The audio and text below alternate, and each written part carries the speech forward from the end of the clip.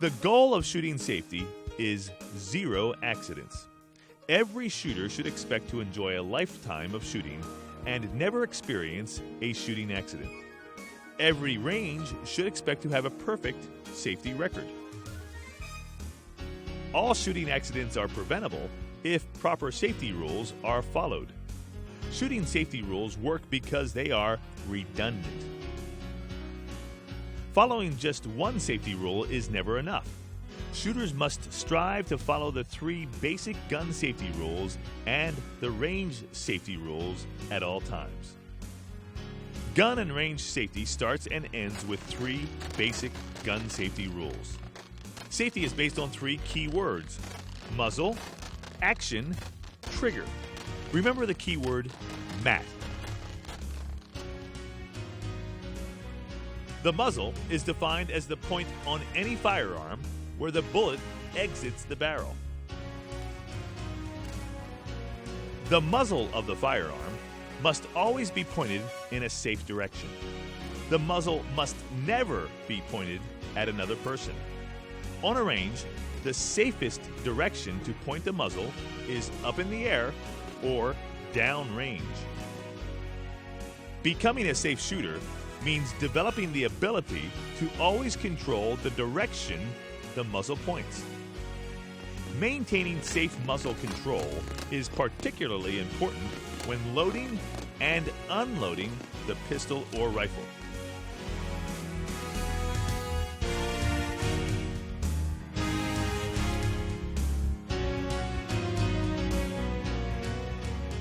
The action of the pistol or rifle must always be open when a gun is handled at home, on the way to or from the range, and when on the range. A semi-automatic pistol action is open and unloaded only when the magazine is removed and the slide is locked back and the chamber is empty. A revolver action is open and unloaded only when the cylinder is open and all chambers in that cylinder are empty. A rifle action is open and unloaded only when the bolt is locked open and to the rear and the magazine is out or empty and the chamber is empty. The only time the action may be closed is when the pistol or rifle is on the firing line, in the shooter's hands, after the preparation period to begin has been given, or the command to load has been given. With bolts remaining open, load! When shooting is finished, or when the pistol or rifle is placed down to take a break, the action must be open and the gun must be unloaded, even if the pistol or rifle is left on the firing line. A pistol or rifle may not be removed from the firing line unless the action is open and the gun is unloaded. The Civilian Marksmanship Program strongly encourages the use of open bolt indicators in all range firing. Open bolt indicators are inserted in the open action and chamber. This allows range officials and other shooters to confirm at a glance the action is open and the chamber is empty. The pistol or rifle action may be closed when it is placed in a gun case, but the action must be open immediately when it is removed from that case.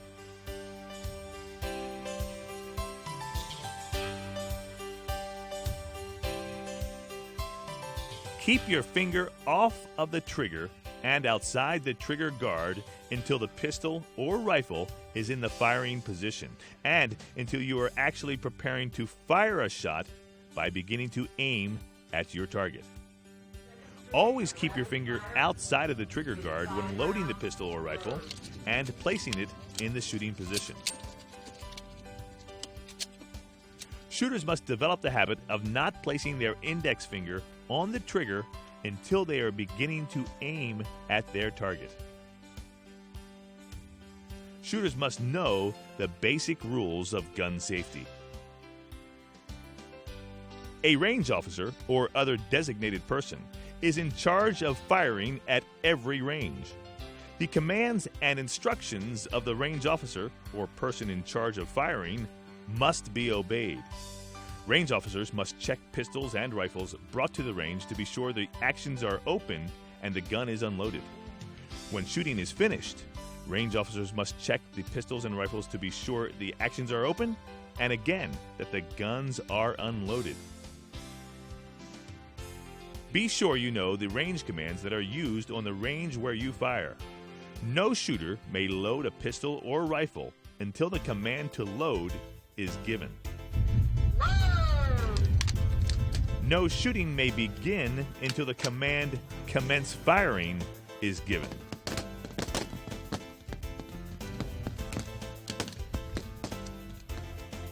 Whenever the command cease fire is given, no further attempt to fire a shot may be made. The pistol or rifle must immediately be taken down, the action opened, and all cartridges and magazines removed from that gun. Cease fire! Cease fire! Cease fire! Shooters, stand easy. We have a boat in the impact area. Shoot only at the target designated for you. Be sure your target is properly placed on a safe target frame in front of a safe backdrop. Shooting at any object on a range besides your own target is strictly forbidden. Pistol and rifle muzzles must remain pointed downrange or up above the target whenever the gun is loaded and the action is closed. Special care must be taken to assure that the muzzle is never allowed to point at a neighboring shooter or towards any area behind the firing line during cocking and loading. Whenever it is necessary for shooters or range officers to go downrange to place or retrieve targets or for any other purpose, all pistol and rifle actions must be opened and rifles placed on the shooting bench or on the ground. No one may go downrange until authorized to do so by the range officer. No one may handle a pistol or rifle while any person is downrange. All shooters and spectators are urged to wear eye and hearing protection whenever they shoot pistols or rifles. Wearing eye and hearing protection is now required on most ranges. Finally, you must learn to treat every pistol, rifle, or shotgun as if it were always loaded.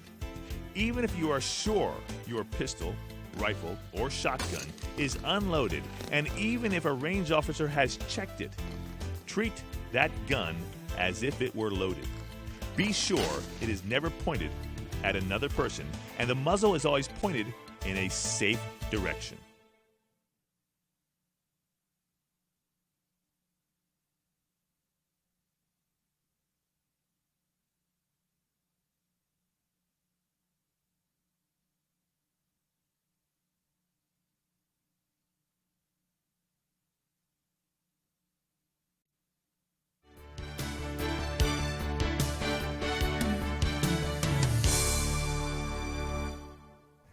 Hello, I'm Lenny McGill, and welcome to Volume 2 of a three-part series called High-Power Rifle Competition, Mind Over Matter, being brought to you by the Civilian Marksmanship Program. Coming up in this program, we'll meet with the U.S. Army Marksmanship Unit gunsmith to discuss what they do to ensure the best possible accuracy of their rifles. We'll see two different ways to set up and adjust your sling for competition shooting. Plus, we'll learn how to zero and mark your sights to help in making adjustments for wind and distance. Then we'll learn all about the 200-yard rapid-fire sitting position. And we'll talk with Gary Anderson, the director of the Civilian Marksmanship, about how you can become involved with this great organization. But first, let's meet some of the competitors from the national matches at Camp Perry, Ohio. And this is your first year here at Camp Perry? First year at Camp Perry. What do you think of the match so far? It's pretty interesting. A lot of people. Yeah? Never experienced this many people before at a match. More of a mental challenge. Like with the sights, a large majority of shooting is done just within the sights, and a lot of just control mentally I think that's a little bit more difficult than it is just physically holding the gun. Well, it's more challenging physically, I suppose, because you get the extreme temperatures and obviously a little bit of rain once in a while. But it gets pretty darn hot, and that'll wring you out by the end of the day. Yeah, it's enjoyable. I'm having a fun time, and didn't shoot too well with the ARs because I'm more experienced with the 14. I like competing with my brothers and just sometimes maybe just seeing how good I can do. Also, it's good discipline, much like maybe children going into football or baseball or karate. It teaches discipline. The CMP basically operates through a program of affiliating local clubs, school teams, 4-H clubs, JROTC units. Any local organization that's engaged in marksmanship training can affiliate with the CMP and be able to use the program services that we provide. We've got about 1,300 affiliated clubs. There's another 1,800 JROTC units that are linked with us. We work with 4-H county agents around the country, work with Boy Scouts, particularly the summer camp program. And through these affiliations, we provide ammunition at very attractive costs for their marksmanship training. We provide instructional materials. The young people that are part of the programs are eligible to participate in training camps, come to the national matches to compete in the events here. At least 500,000 people are actively affiliated with the organizations that belong to the CMP or associated with the CMP.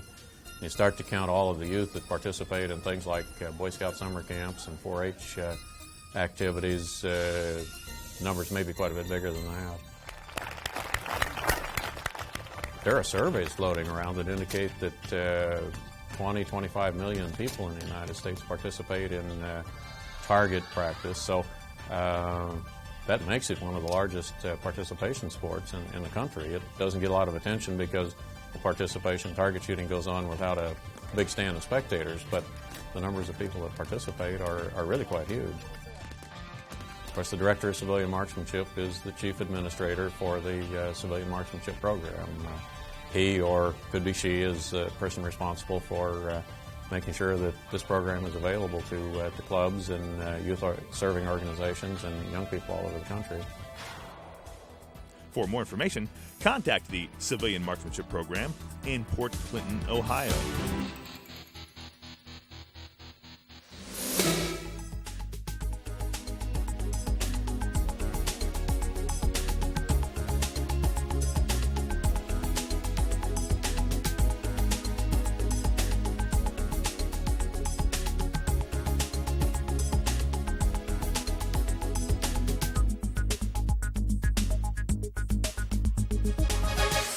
I'm Sergeant First Class Young. I'm one of the gunsmiths with the service rifle team with the Army Marksmanship Unit. I travel and support the team, troubleshooting weapons during matches, and also during the off-season we spend our time in the shop rebuilding weapons for the service rifle section. I'm going to show you some of the accurized or modifications, I should say, of the rifle, the M16A2, and what we've done to it versus an issue rifle to get the accuracy. And there's really two issues. There's accuracy and reliability, right? Yes, sir, there is. M16A2 is probably as reliable a service rifle as there is out there. But as far as accuracy goes, for reliability, you have to sacrifice for accuracy. Soldiers, they get the guns in the mud, the dirt. Chambers have to be larger to where rounds can still fire, if they get a little grime and stuff in them. For accuracy, our guys have the capability of cleaning the weapons daily, so that's not a big ordeal. But one of the first modifications that we've done is the trigger.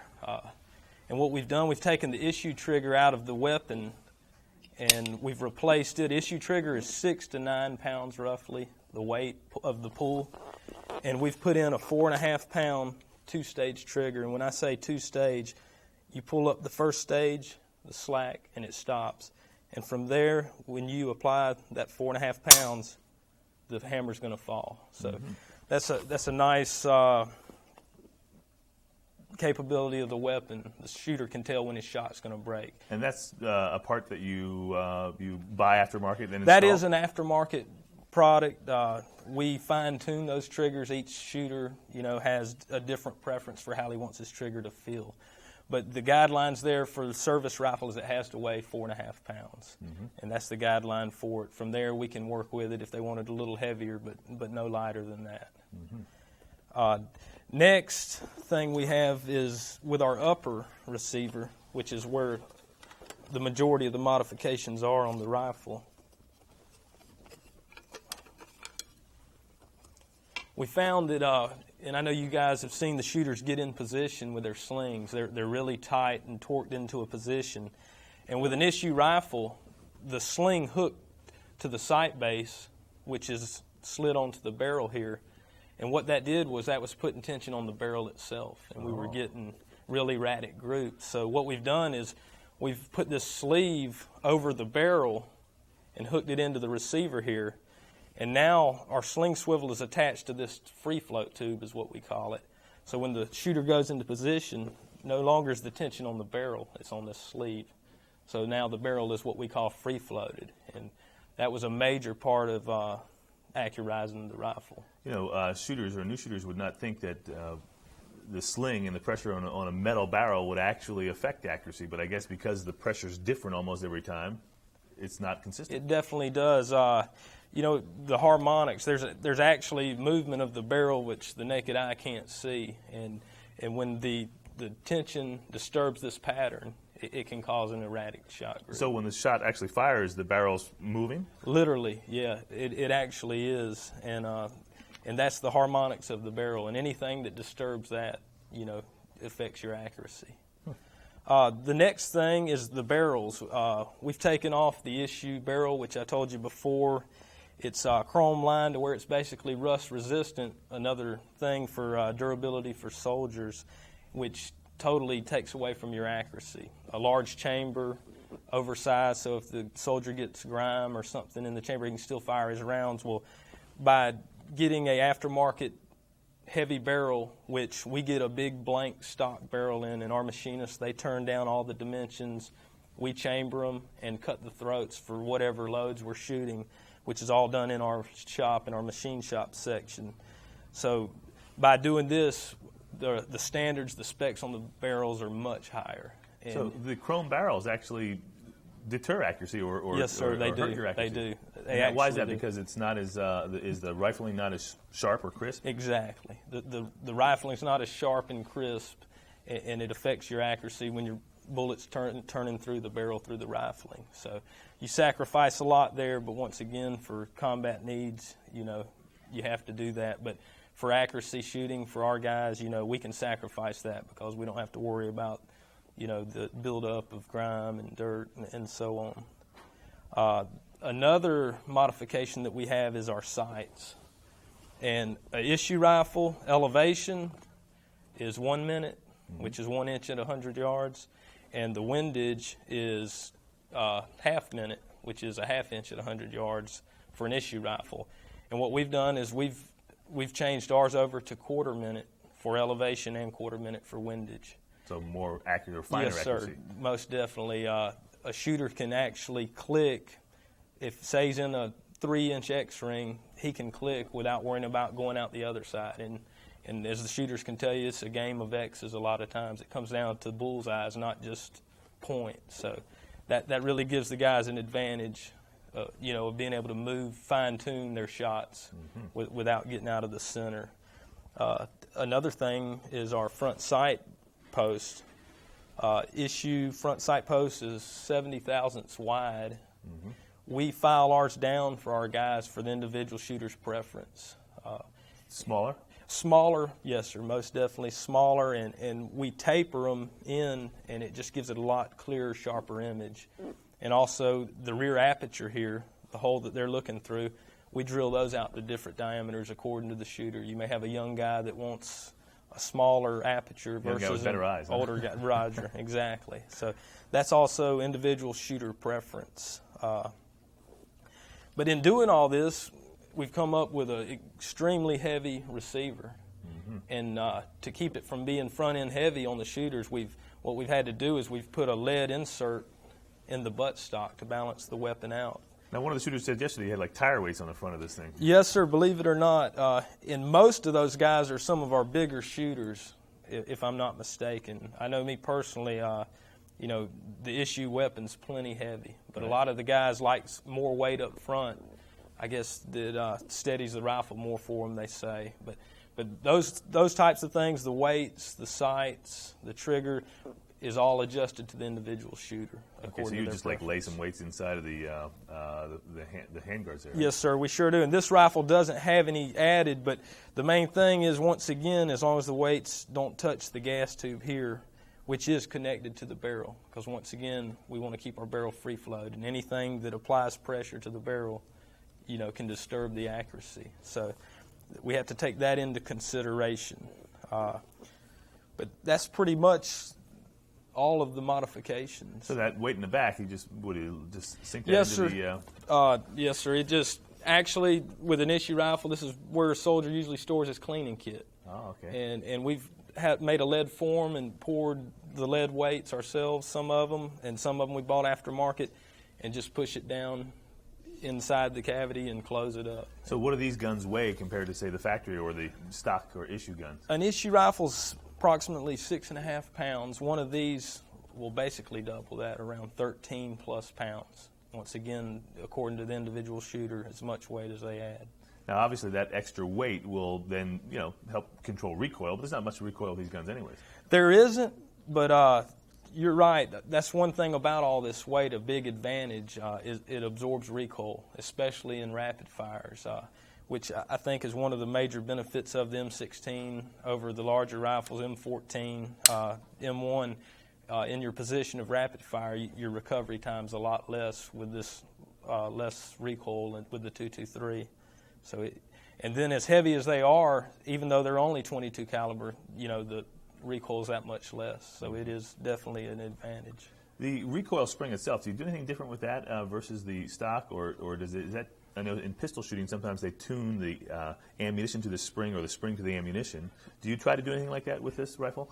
No, sir. That doesn't seem to be a problem for us with the service rifles. Right. I know a pistol. A lot of the guys don't have as firm a hold, and sometimes that might affect them with recoil. The weapon doesn't want to function correctly, but the M16's, firmly in the shoulder, so we don't have a problem with that. So you don't change the springs out? No, sir. We don't do anything. How about ammunition? Do these guys load different ammunition? And if you're not, able to speak about that, but you probably know something about the ammo because you've got to tune the guns to the ammo, don't you? Yes, sir. We do. We most definitely do. A disadvantage we do have as the service rifle team is that we have to come up with one load for 200 rifles versus a civilian or individual can tailor one load to one rifle. We don't have the manpower to load for 200 different weapons, so we have to come up with one load that's going to work for all our guys. And across the board all year long, yes, I guess. Sir, exactly. And we're always out there looking for something better, trying something better.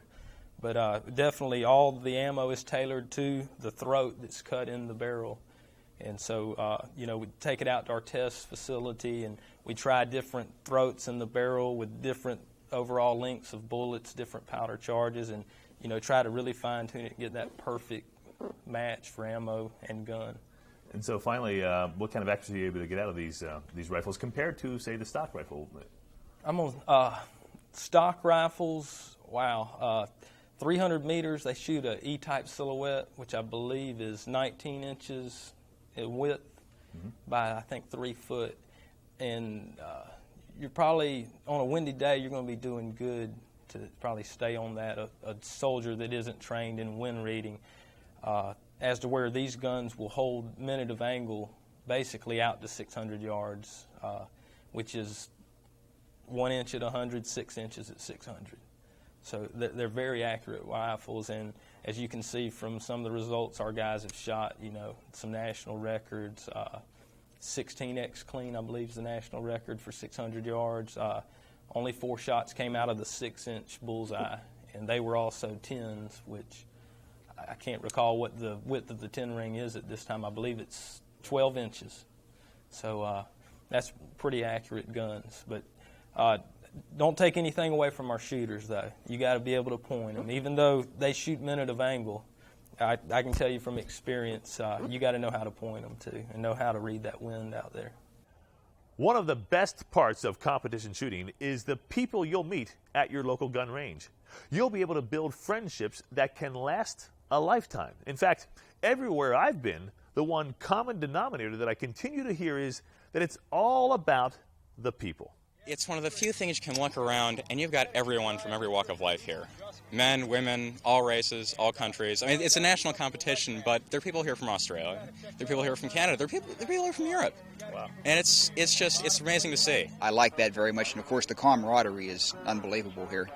I bunked it last year. There was an old gentleman about 2 bunks down that told us that he just comes up here to be around everybody, and I can understand why. I mean, the air is different, the people are different, everyone has smiles on their faces. You bring all the services together along with the civilians, and you share the competitive spirit, and at the same time you share the friendship, and you make friends for life. There's no other people like shooters. I mean, if your equipment breaks or you need something, somebody's got a gun for you, somebody's got ammo. Even though you're competing against them, they want to beat you fair and square, so they don't want to beat you just because you didn't get to shoot.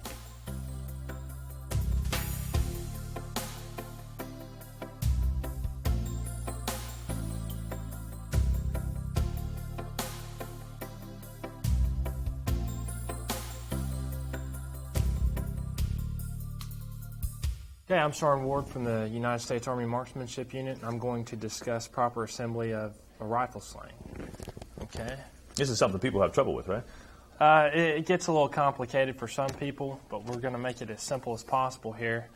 Okay, I have a high-quality sling here, totally disassembled. Now, it's important to purchase a high-quality sling because if you go ahead and fork out the extra cash up front, it'll last a long time, and you'll have a lot of consistency with the sling as far as the stretching. And that's probably the biggest problem or concern, that if it stretches, or just falls apart, it'll snap in two. Oh, really? With all the pressure that you put on the sling in some of the positions. Wow. Okay, so we have a totally disassembled sling here. This is the bottom portion of the sling I'll refer to as the tail. The longer piece I'll refer to as the main body of the sling. We have 2 sling keepers, and I'll refer to these metal claws as frogs. Okay. Okay. What you want to do is you have a smooth side and a rough side of the sling. Okay, you want to have both pieces with the rough side facing up. Okay, you're going to take the tail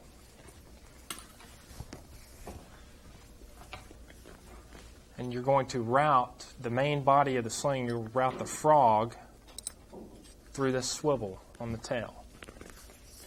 Okay, now there's 2 different methods of putting the sling together.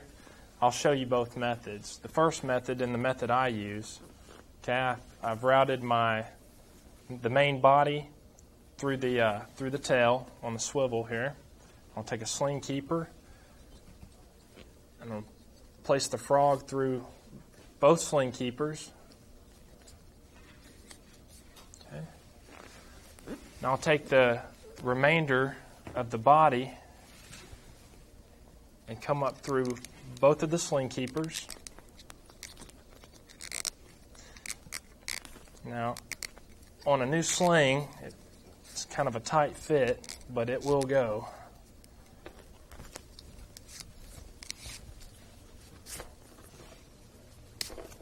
Okay, and we're at this point here, and all I'm going to do is pull the excess up through the sling keepers.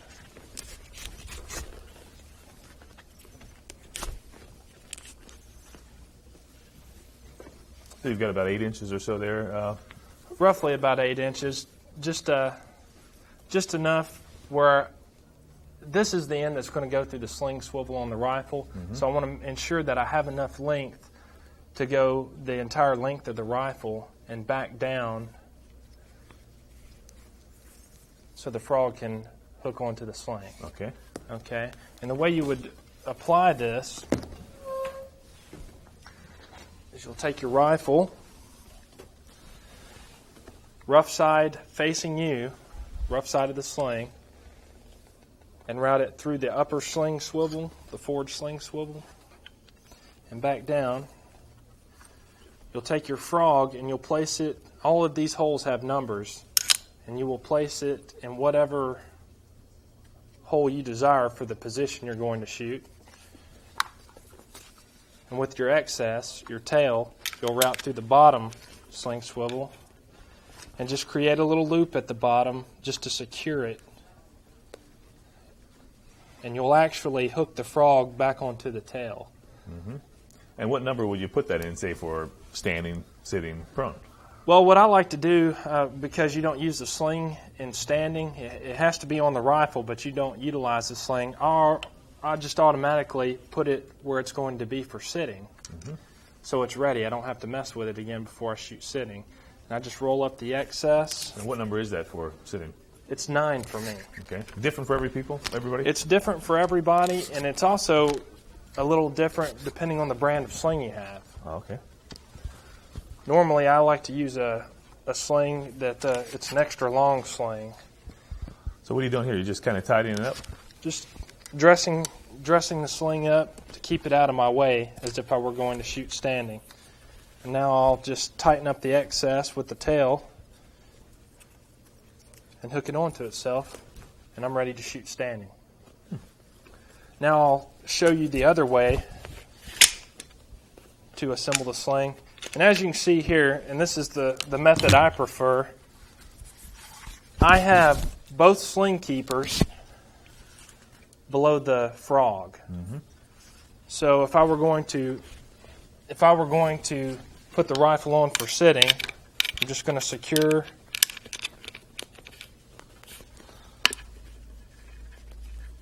the excess portion of the sling, the tail. I'm just going to secure it onto itself. I'm going to give the sling a quarter turn to the outside.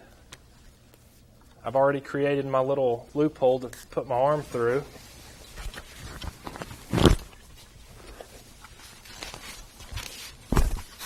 And now all I have to do is pull on the inside strap, and it cinches the sling down to my shoulder. Mm-hmm. And again, both sling keepers are below the frog.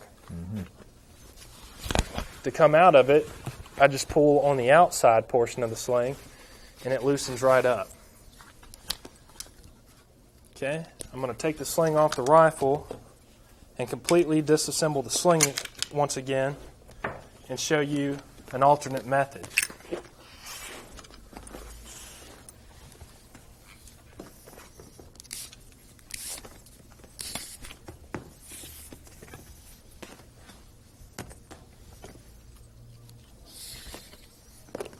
Okay, once again I have the rough side of the sling facing up, and just as before, I'm going to route the frog through the swivel on the tail, like so. Both rough sides are facing up. Correct. Again, I'm going to run one of the sling keepers over the frog, bring the main body of the sling back through the sling keeper. Okay, now what I'm doing differently is before I ran the frog through both sling keepers. This time it's only one. I'll take my extra sling keeper and I'm going to run it. I'm going to run the main portion of the sling through the sling keeper, and then I'm going to double back through it once again.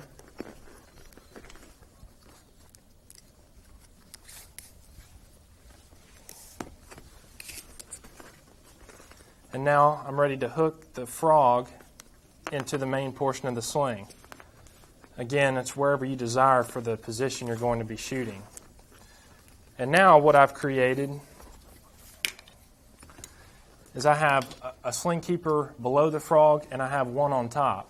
This is totally up to you how you want to do it. Personally, I like them both below.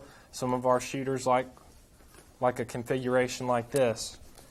And what it does is it just locks down from the top and the bottom. And this is a brand new sling, so it's a little tough to work with, but it goes just even with the top of the frog here. So it'll just close down as it gets... Close right down on it. Right. Now, how do you attach that to the rifle? Okay, you attach this to the rifle pretty much the same way. The only difference is you have to keep in mind, okay, you're going to route it through the sling swivel on the rifle in the same manner. Rough side facing me, and back down through the sling swivel on the rifle. The only difference with this configuration is you have to go back through this sling keeper. Mm-hmm. Whereas in the other configuration, this step was omitted because they're both down here. Mm-hmm.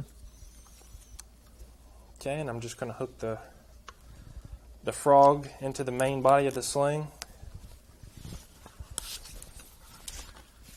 Going to attach the tail through the bottom sling swivel and hook the frog back onto itself, and it's ready to go. And the loop for your arm is basically right there. Correct. Okay. And you quarter twist it, put your arm in, is that it? Correct. A quarter turn to the outside, run my arm through. Again, just as before, I'll pull on the inside of the sling, cinch it down. I'm going to take this excess and just roll it up against the frog.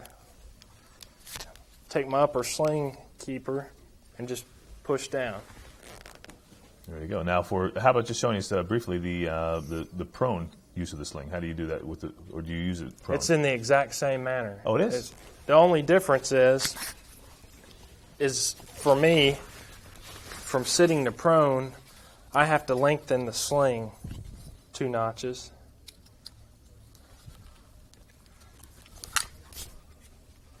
And just like in sitting, I'm ready to go again. That's just to put the rifle out a little farther, I guess. Correct. Excellent. Well, it made it look pretty easy. It's not that difficult. It takes a little bit of practice. Now, with this sling, then, obviously you want to buy a high-quality sling, and then sometimes you get them, they're a little bit stiff, rough. Do you do anything to make it more pliable? Some people like to put neat's foot oil on them. Personally, I don't do anything to my slings except just use them a few times, and they'll break right in. I like to have a sling that's fairly dry because I only want it to stretch so much. And it does that on its own by repetition of me getting into position. Learning to work with your sling is really important for building stable positions. So, the best part about this program, one of the best parts about this program, is that you can rewind and watch that last segment again. Now, in this next segment, Sergeant Chris Hatcher will discuss Mechanical Zero and how to mark your sights to help you make adjustments easier on the line of fire.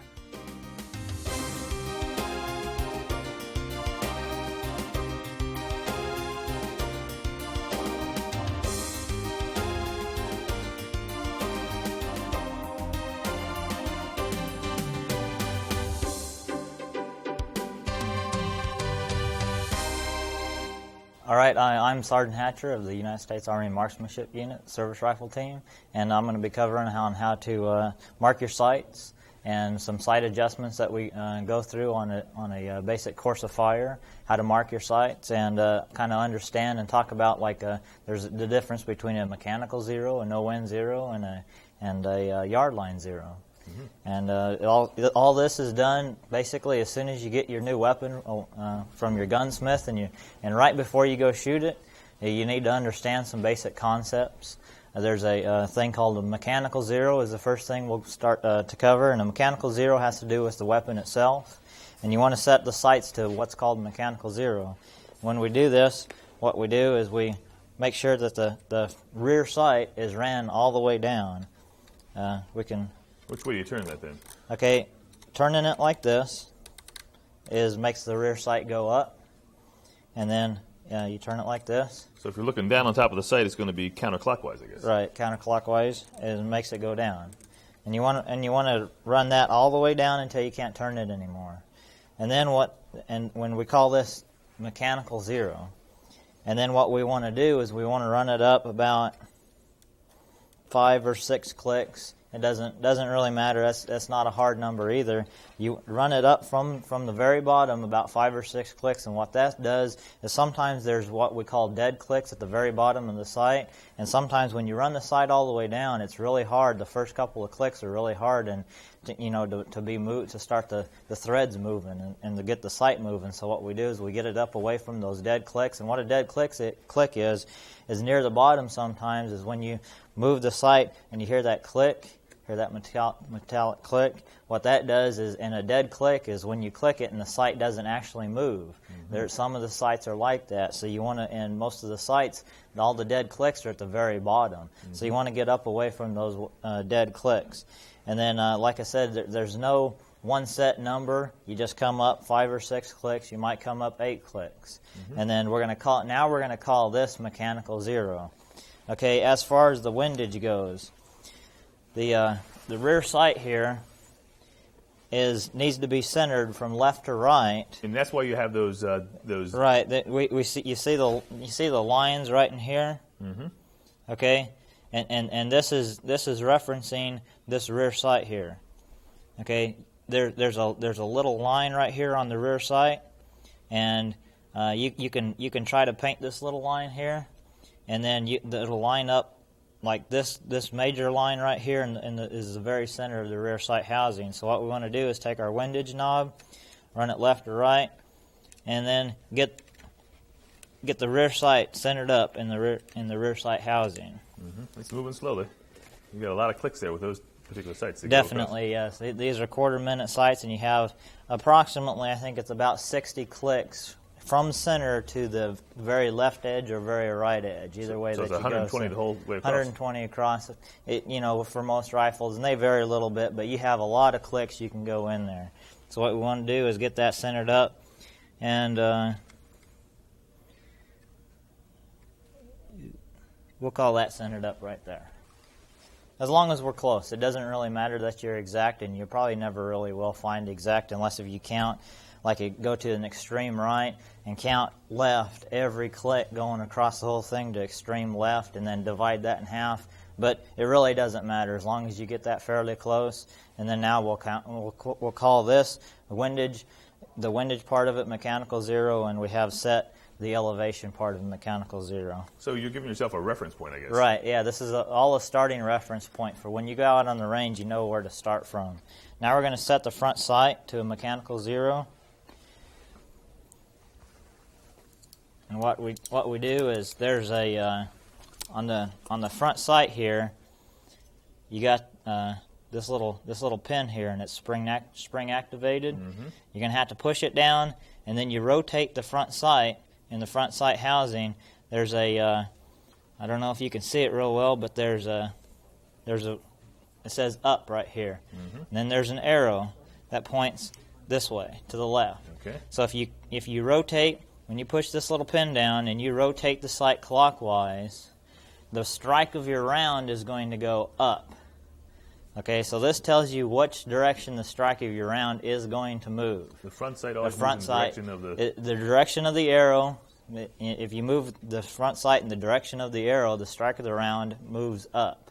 And if you move it counterclockwise, it moves down. So we're going to set this real fast to mechanical 0, and I'll move it, and then I'll show you where mechanical 0 is on this. It's kind of difficult to do that. Okay, you need 2 hands, right? Just about, yes. Need 2 hands and a couple of tools. And you can turn it by hand or turn it with a tool? You can. There is a tool out there that you can do that with. I don't have one, so I'm using like a dental pick. You can use like a bullet if you want to also. And you're just grabbing the detent and kind of turning it around, right? Right. There's on the front sight. There's 4 little indentions around the front sight. All right, we can see it turning now. Yeah. And you're bringing it all the way down, I guess, right? Well, no. What I'm actually doing, see, this kind of gets confusing here, is I'm bringing the front sight up in the in the housing here. The front sight is actually coming up. And I'm going to show you real quick. We call this, where I have it right now, where this part of the front sight is level or flush with like this part of the front sight right here. Oh, okay. With the housing itself. Right, So right. The part that turns is level with the... The bottom part that turns here of the front sight is level or flush with this part of the front sight. So where it says up is level with the base of the front sight post itself here. And that's this is mechanical zero. This is what we're going to call mechanical zero. Okay, this is your starting point. So when you go out to the range, this is how you're going to have all your sights set. You're going to have your front sight flush with the front sight housing here. You're going to have your windage and your elevation on your rear sights set at mechanical zero. Windage sight being centered in the rear sight housing, and elevation all the way down, and then come up about 5 or 6 clicks to get away from the dead clicks. Now we're going to mark our sights with a white paint, with some sort of a paint pen. I like to use white just because the weapon is black and white stands out really well. You could also use like nail polish. You could use nail polish. Nail polish works really well. You can use blue or red, yellow. It doesn't really matter. But, we like to use, white because it just stands out really well. Okay, now what we're going to do is make sure your paint pen works here. And you want a fair amount of paint on there, not too much, though. Okay, now we're gonna mark our elevation knob, and if you can see, I'll point it out here. There's a little line on the receiver between the elevation knob and the rear sight housing here that moves. There's a little line right there. Okay, that line will never move because that's on the receiver. What we do is we take this white paint marker. We make a line all the way from top to bottom on the side. You can make it kind of wide. Okay, line that line up with the line on the receiver, right? Right. Also, I'm going to mark that. I'm just going to kind of dab my little paint marker down on that line on the receiver to make it a white mark also. Okay. Now I'm going to also kind of mark the top of the elevation knob just like this. Okay, so now I know when this line is marked up, when this line is right here and lined up with that line on the elevation wheel, now I know and the sight's all the way down, this is mechanical zero. I know I can go down a couple more, but we're not going to. But the lines won't line up. Right, the line won't line up. Now, the next mark we're going to do is with the with the windage knob. Now this is the tricky one here. Okay, we're going to start. I'm going to start from the center and make a line. This is the one you kind of want to be careful with. I know my hand's in the way of just a second. Okay. I just made a mark from the center of the windage wheel down the side, around on the side of it. And then I also made a little mark on the housing itself. Okay, that'll be one reference point. Now, and that mark is horizontal. Right, a horizontal. Now we're going to make a second mark. We're going to go a half a revolution. You can go right or left. It doesn't really matter at this time. And since our windage is quarter minute, we have 20 clicks per revolution. Mm-hmm. Okay, if you have half a minute windage. This marking system will work if you have half a minute windage also, because half a minute only has 10 clicks per revolution. So we're going to go a half a revolution around. Okay, so I just went a half a revolution, 10 clicks on my weapon. Now you see how this line is over here, and we're going to make a mark on the housing right over here with a line with that mark. Now with this little dot over here that's on the housing, I'm going to take this paint pen and I'm going to line up a line and mark this line just like this. So now you can see when I'm a half a revolution into my windage, both of these lines mark up on either side. And this works with either half a minute windage or quarter minute windage. Okay, you might see some people running with like a third line that comes up vertically in between these two lines. That one only works if it's quarter-minute windage. So this one works with half or quarter, and it's just as simple. You only have 2 lines to worry about now.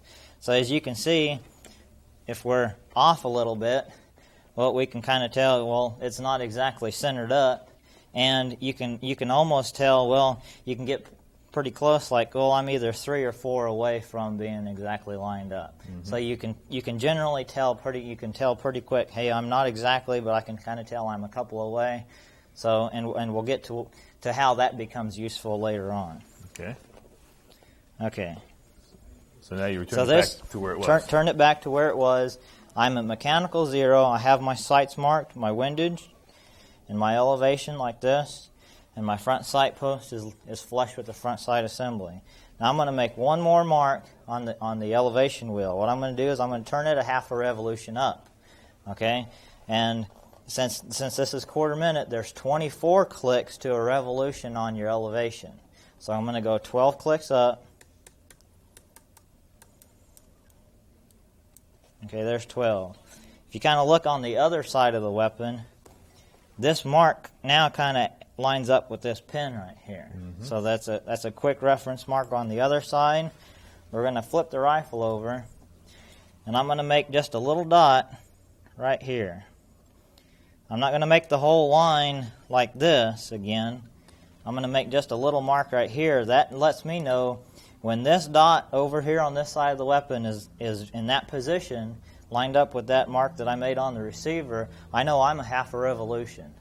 Okay. From like the bottom, and I'll show you how this becomes really handy as you move back and you get higher up in your elevation.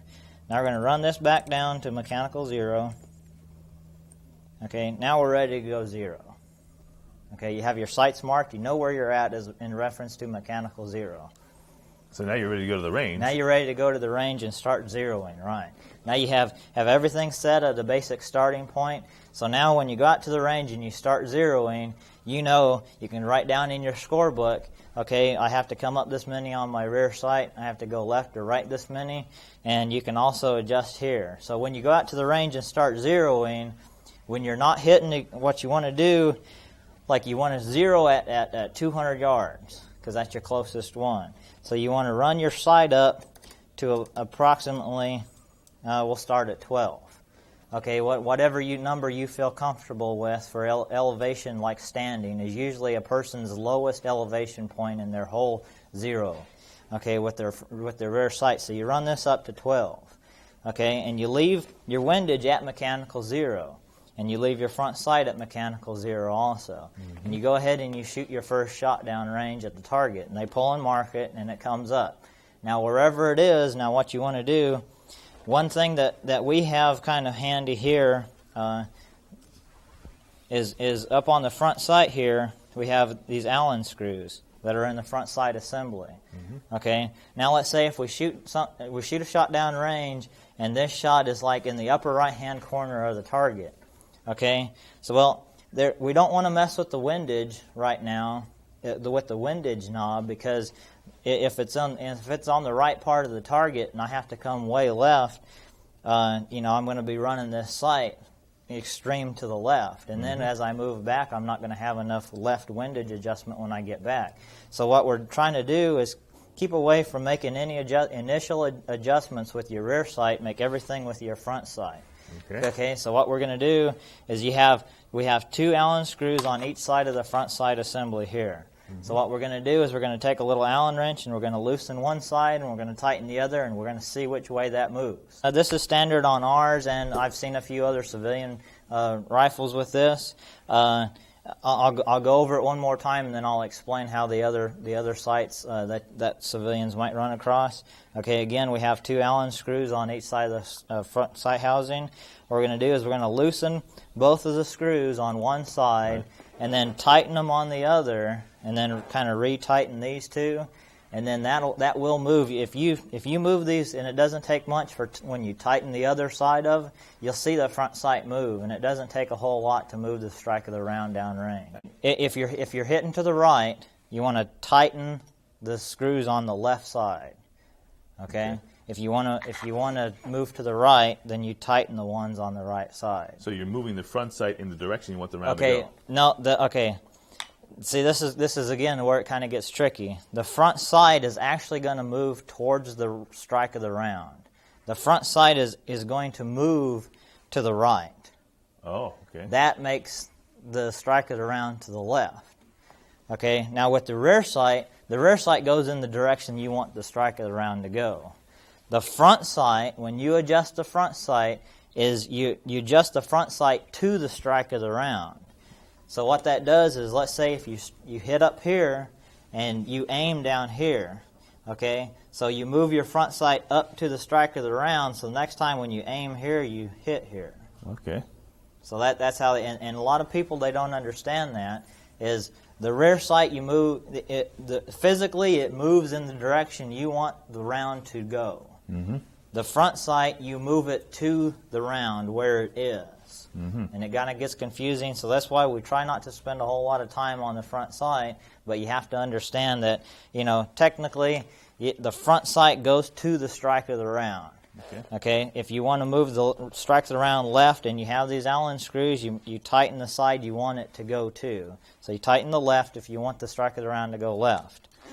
Tighten the Allen screws on the right if you want it to go right. And try not to pay too much attention to what the front sight is actually doing, and just go ahead and do it, because a lot of people, I get confused when I go down range saying, "Oh, that's not the right way." Okay. Now, what if you don't have those Allen wrenches? Okay. Now sometimes a lot of gun makers are making them and they just pin them. They use pins right here. Okay. Now those pins, when they come from your gunsmith, and if you have pins in here, I can almost guarantee you're not going to have to mess with trying to move your front. You're not going to have to move your front sight, and you'll be pretty close to mechanical zero back here when you're zeroing it, because they have a little tool that they stick in the end of the barrel that has a little sighting device here that they can line up the front sight with your rear sight when it's set at mechanical zero, and before they pin it, they move this front sight assembly around until all three things line up, and then they pin it. So you don't have to worry about moving your front sight housing. That's the way a lot of weapons are going right now. So just, if you have these, then you have to move them before you move this back here. If you don't have them, if you have just the pins, you probably don't even have to worry about it. And a lot of times you probably don't have to move the ones with the Allen wrench either, right? I mean, they're right. Yeah, they're pretty close too. But just in case if you do, then that's how you move them. Now we went over how to adjust for the windage part of it, the adjustment on the front sight. Now we're going to go elevation. Okay, like we said, in our little theory here, we shot our first shot and it was high and right. Well, we adjusted it left here. Now you go ahead and we're going to have to move the front sight so the strike of the round goes down. So, we have this up and the arrow. We're going to have to move it in the opposite direction of the arrow here. So we're going to go ahead and move this front sight. We're going to move it down. So you get your tools again, and you get my tools again, and go through this little process here. And how much is what's the value of each quarter turn? Okay, each little notch that's on the front sight here, if I just go 1/4 turn on the front sight and stop, that's worth 5 clicks back here. Oh wow! 5 quarter-minute clicks. So if you have quarter-minute sights, if you move the front sight 1/4 revolution or 1 click on the front sight, it's worth 5 clicks on the rear sight on quarter-minute elevation. Mm-hmm. Okay, so that only means that it's worth about 2.5 clicks on the rear sight if you have half-minute elevation, which a lot of people are running half-minute elevation. And so at 100 yards, that's about 100 yards. That's about a minute and a quarter. So yeah, you're going to have to move it quite a bit down, and this thing will run quite a bit down into the front sight well. Mm-hmm. And then fine-tuning it, you do all your fine-tuning back here. Now once you've satisfied yourself that you're as close as you can get with your front sight, from that point on you never touch the front sight.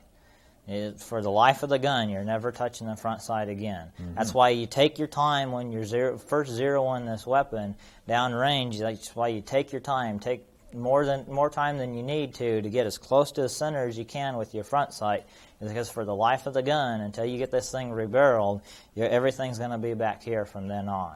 And what we're doing with setting everything as close as we can back here, when you're initially zeroing, is so you can be as close to mechanical zero on your windage back here from the very beginning, from standing, and so that gives you the most room for adjustment as you move back to the 600-yard line and you're close to center. So if you come from a really bad wind to the left or a really bad wind on the right, you have enough clicks to go. Yeah. Right. Makes a lot of sense. And, of course, you guys preach front sight. So, well, there it is. We've just, sighted everything in, and we've got everything as close as possible. And that's at, say, 200 yards? Say at 200 yards shot off standing. The bench? Right, so shot off the bench. So now what we're going to do is we're going to leave this where it's at. We're going to stand up, we're going to get in a position, and we're going to start shooting some offhand. And this is really critical where you need to be on call. Okay, so you shoot a shot and you say, oh, that's a 10 at 3 o'clock. If it doesn't come up at 10 at 3 o'clock, you need to be moving your rear sight to where it's a 10 at 3 o'clock. Okay, and then you shoot a couple of shots and you're on call at 9 at 12 o'clock, 8 at 6 o'clock, whatever. You shoot a couple of shots and you say, okay, I'm on call now. So let's say if we had to move up a couple and we had to move right a couple, just for say's sake. Okay, now we're done with offhand. Now we want to know what our zero is for offhand. We call this a yard line zero. Mm-hmm. Okay, so now we're done with it. We take off our jacket and everything, make sure the weapon's clear. Okay, now we need to know, okay, what's our sight setting if we'd go back and shoot standing again? Okay, and that's the next time relative we shoot. From the relative zero from mechanical zero, that's right? And so what we're going to do is we're going to count back to mechanical zero. Okay, so we're going to take our elevation knob and we're going to count back 1, 2. Well, I know I'm a half a revolution from mechanical zero, so I can say that's 14 because I know a half a revolution is 12 on the rear sight on the elevation. So okay, I was 14. So you see immediately where that half a revolution mark come in handy. I didn't even have to count 14 down. I counted 2. The half a revolution mark lined up, and I ran it down to mechanical zero. I know I'm 14 up from the bottom for elevation. So next I'm going to say, well, what about for windage? I kind of look at the weapon like this, and I say, okay, well, I know I had to move right some, so I'm going to move left some. I'm going to count this back to where all the lines line up. 1, 2, 3, 4, 5. Okay. Well, I move left 5 to come back to mechanical zero, but I know I'm right. So my zero, I'm going to write down in my scorebook. I'm going to write 14 and right 5. Mm-hmm. Okay, that's for standing. That's for standing, right? That's for standing only. Okay, it's probably going to be different for each yard line, so we call that a yard line zero. So now we have a mechanical zero, which is all these lines lined up at the mechanical zero, all the way down for elevation, centered up for windage. Okay, that's a mechanical zero. That is our starting and ending point for every single yard line. Mm-hmm. Everything you do comes off a mechanical zero. This is the basic starting point. If you start from this point right here, you'll never go wrong. You'll never put on something twice, or you'll never... So when you go back to the firing line now at standing 200 yards, you just click up 14? Right, exactly. And the quickest way, and this comes in handy for longer yard lines, is I'm going to just quick run up to half a revolution, and I'm going to go +2. I know that's 14. Right. And then I'm going to sit here and I'm going to go 1, 2, 3, 4, 5. And now you're ready to shoot standing. Now I'm ready to shoot standing. That's what I just came off the line with. So if I get back into standing and shoot, I should be on call. Mm-hmm. Is exactly where I should be. Okay, now the next thing, okay, we have this set at right 5, and this is at 14. I'm going to go ahead and shoot that. I'm going to shoot sitting now. So I get ready for sitting, and I strap in, and I shoot a couple shots sitting. Immediately, okay, I shoot it. Got to get on call once again. So I shoot a couple just slow shots, kind of like siders, for sitting to get this zing zero, because that's all we're doing right now is zero. We're not trying to get, shoot a group or anything like that. We're just zeroing and getting on call. So we get on call, and let's say if we got to come up 2 more, and we got to come left 3. And that's a difference between standing and sitting? Standing and sitting, that may be it. Some people, okay, here's a rule of thumb also, and we kind of fall into a rules of thumb kind of thing, is for some people their windage stays the same for their standing, sitting, prone, and the 6. It stays the same all the way through. Mm-hmm. Your elevation, your standing and your sitting may be the same. Okay, or it may be a couple of clicks different. Some people go a couple of clicks lower for sitting than they do for standing. But most of the time, it's you count from standing as your lowest starting point for your elevation, and it comes up as you go back. Now, why would they be different at the same 200-yard line, at the same 200-yard sitting lines, and right? standing? Okay, because you have a different head position on the sights, you're a little bit farther back away from here. Your gun, like I count the weapon for standing and for sitting a different way. For standing, my gun to me is canted like this. For sitting, my gun is canted like this. So that changes my windage zero also. So you see the sights differently. Yeah, you look through the sights just a little bit differently. So you're gonna, everything is perceived. So you're gonna have to change your sights a little bit to hit the center. That's very Plus you might have people like I shoot center mass hold for standing, and then like say if I go down to sitting and I shoot a 6 o'clock hold. Well, I'm aiming at a different place of the target, so I'm gonna have to move my sights to adjust for that. And that's where you got to record these. Exactly. That's why you have to record these. And Okay, that's why you have to understand yard line zero, and each yard line, each position is going to have a different zero. So here we have, now we've recorded our standing. Right. You just found your sitting. What do you do I from just here? found my sitting. So now, okay, I'm done with sitting and I'm on call. And once again, I'm going to count back to mechanical zero. Everything goes back to mechanical because you got to know where you're at. So I go 1, 2. I'm lined up. So right 2 is my windage part of my sitting. Then I go 1, 2, 3, 4, 5. So I'm 17. 12 plus 5. Right, 12 plus 5. You could write it down 12 plus 5. You could write it down as 15. I'd write that down as 15. Okay, I'd write 15 and write 2 because that's pretty easy. I know, okay, if I run at a half a revolution, that's 12. 13, 14, 15, 16, 17. And you just kind of start counting from 12. It makes it a little bit faster. So you'd write it at 17. I would write that as 17 and write 2. Okay. Okay, now we're ready to move back to the 300. Okay, now you write these in your scorebook, right? And I'm writing all this in my scorebook. Right where I'm going to record all my zeros and all my groups for sitting, I'm going to record that. I'm going to record 17 and write 2 for sitting. Mm-hmm. And I'm going to record 14 and write 5 for my standing, where I'm going to record my standing. Mm-hmm. Okay, now sitting, that's your starting point. We'll go back to 17. When you go back to 300 yards, you're going to start at 7. You're going to start Okay, at now, okay, I'm going to have my sitting zero on my weapon. Okay. Now, when you move back to the 300-yard line, here we go again with some general rules of thumb. If you use the same hold, let's say if you're using a 6 o'clock hold sitting, and you use a 6 o'clock hold for the 300, what you're going to have to do is you're going to have to come up 3 minutes on your elevation. Just because of the yardage? Just because of the yardage difference. For every 100 yards you move back from the target, you have to come up 3 minutes. That's a general rule of thumb. It gets you really close. With the 223 and the AR-15? Even with the 308. Oh, really? Yes. With the 308, general come up is 3 minutes for every 100 yards. All the way, and it works all the way back to about 700 yards. Okay. So if you zero at the 100-yard line and you shoot at the 200, it's 3 minutes difference between the 100 and the 200. That's a good So you just go ahead and you say, well, yeah, 3 minutes is 12 clicks, so I come up 12. 1, 2, 3, 4, 5, 6, 7, 8, 9, 10, 11, 12. Okay? That's your starting point. That's my starting point for the 300-yard line. I'm going to leave my windage the same.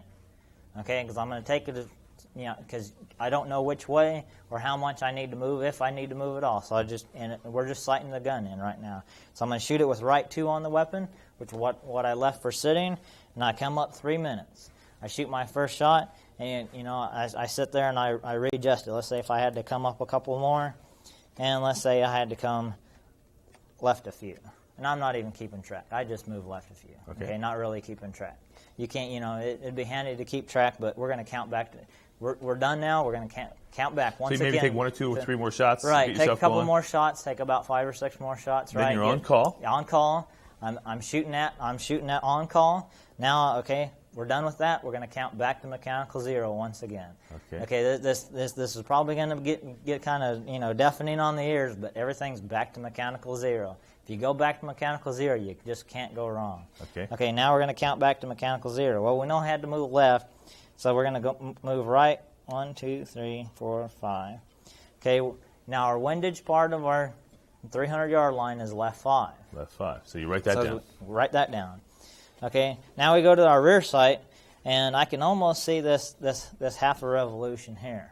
Now I don't know exactly where I'm at in all this, because I haven't kept track in my head right now where I'm at. But what I can do is I can go up to that half a revolution. 1, 2, 3, 4. Okay, keeping real well track of that. Okay, I went up 4. So I keep in mind, okay, I'm going to have to go down 4. So I write -4 on my scorebook. Now I'm going to go, okay, that was a half a revolution. So I'll write a half right before my -4. And then I'm going to count full revolution. Okay, I went a full revolution down. Now I know I'm back at mechanical 0. My sight's all the way down. So I'm going to write 1.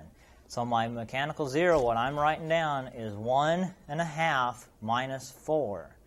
So how that comes in really handy, the next time I shoot the 300-yard line, I don't have to count all these clicks. I don't care how many, revolution is 24 and half a revolution is 12. That's 36. I ain't got to count all 36. What I do is I look at my sight.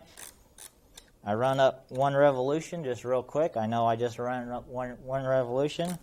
I run up another half, and I count down 4. 1, 2, 3, 4. 4 is the only thing I really have to count. I count at 1.5 minus 4. I'm back at my 300-yard line 0. And you could walk to the range, shoot I that, can walk and to the be range pretty and close. shoot that, right? Based upon conditions. And well, I'll be exactly on.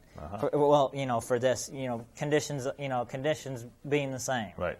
If I walk right back up to the line and I put left 5 on the weapon, boom! I've just put on that quick my 300-yard line 0.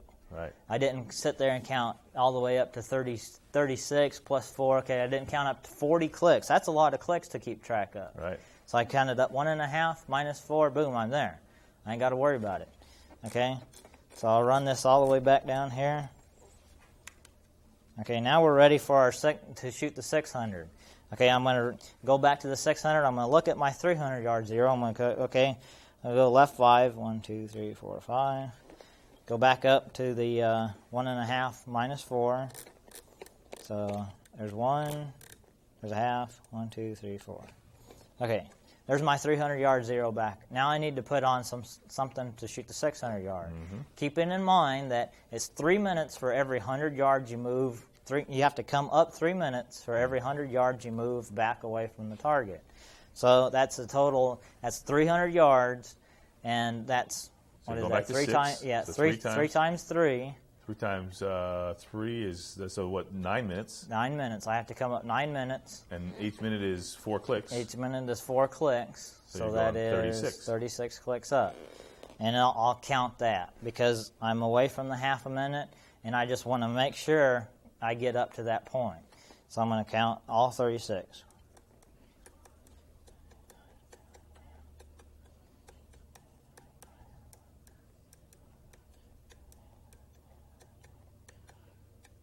Okay, there's my 600-yard 0, roughly. That's where you're it'll get me on target. Mm-hmm. Okay, it'll get me within the black. Probably get me within the 9 ring. Mm-hmm. Okay, they're pretty good. As long as you hold the same hold. And again, the real beauty of that is you've got to start at 0. You've got to start at 0, right? Okay, right now we're starting from our 300-yard line 0 because we know that's good now. And this will get us on paper. Okay, so we shoot a couple shots, we get centered up, and let's say if we have to go up a few, and we have to come left a bunch more. Okay, just saying something and like you that. shot 6 or 7 shots. Now Shot you're 6 on or call. 7 shots on call.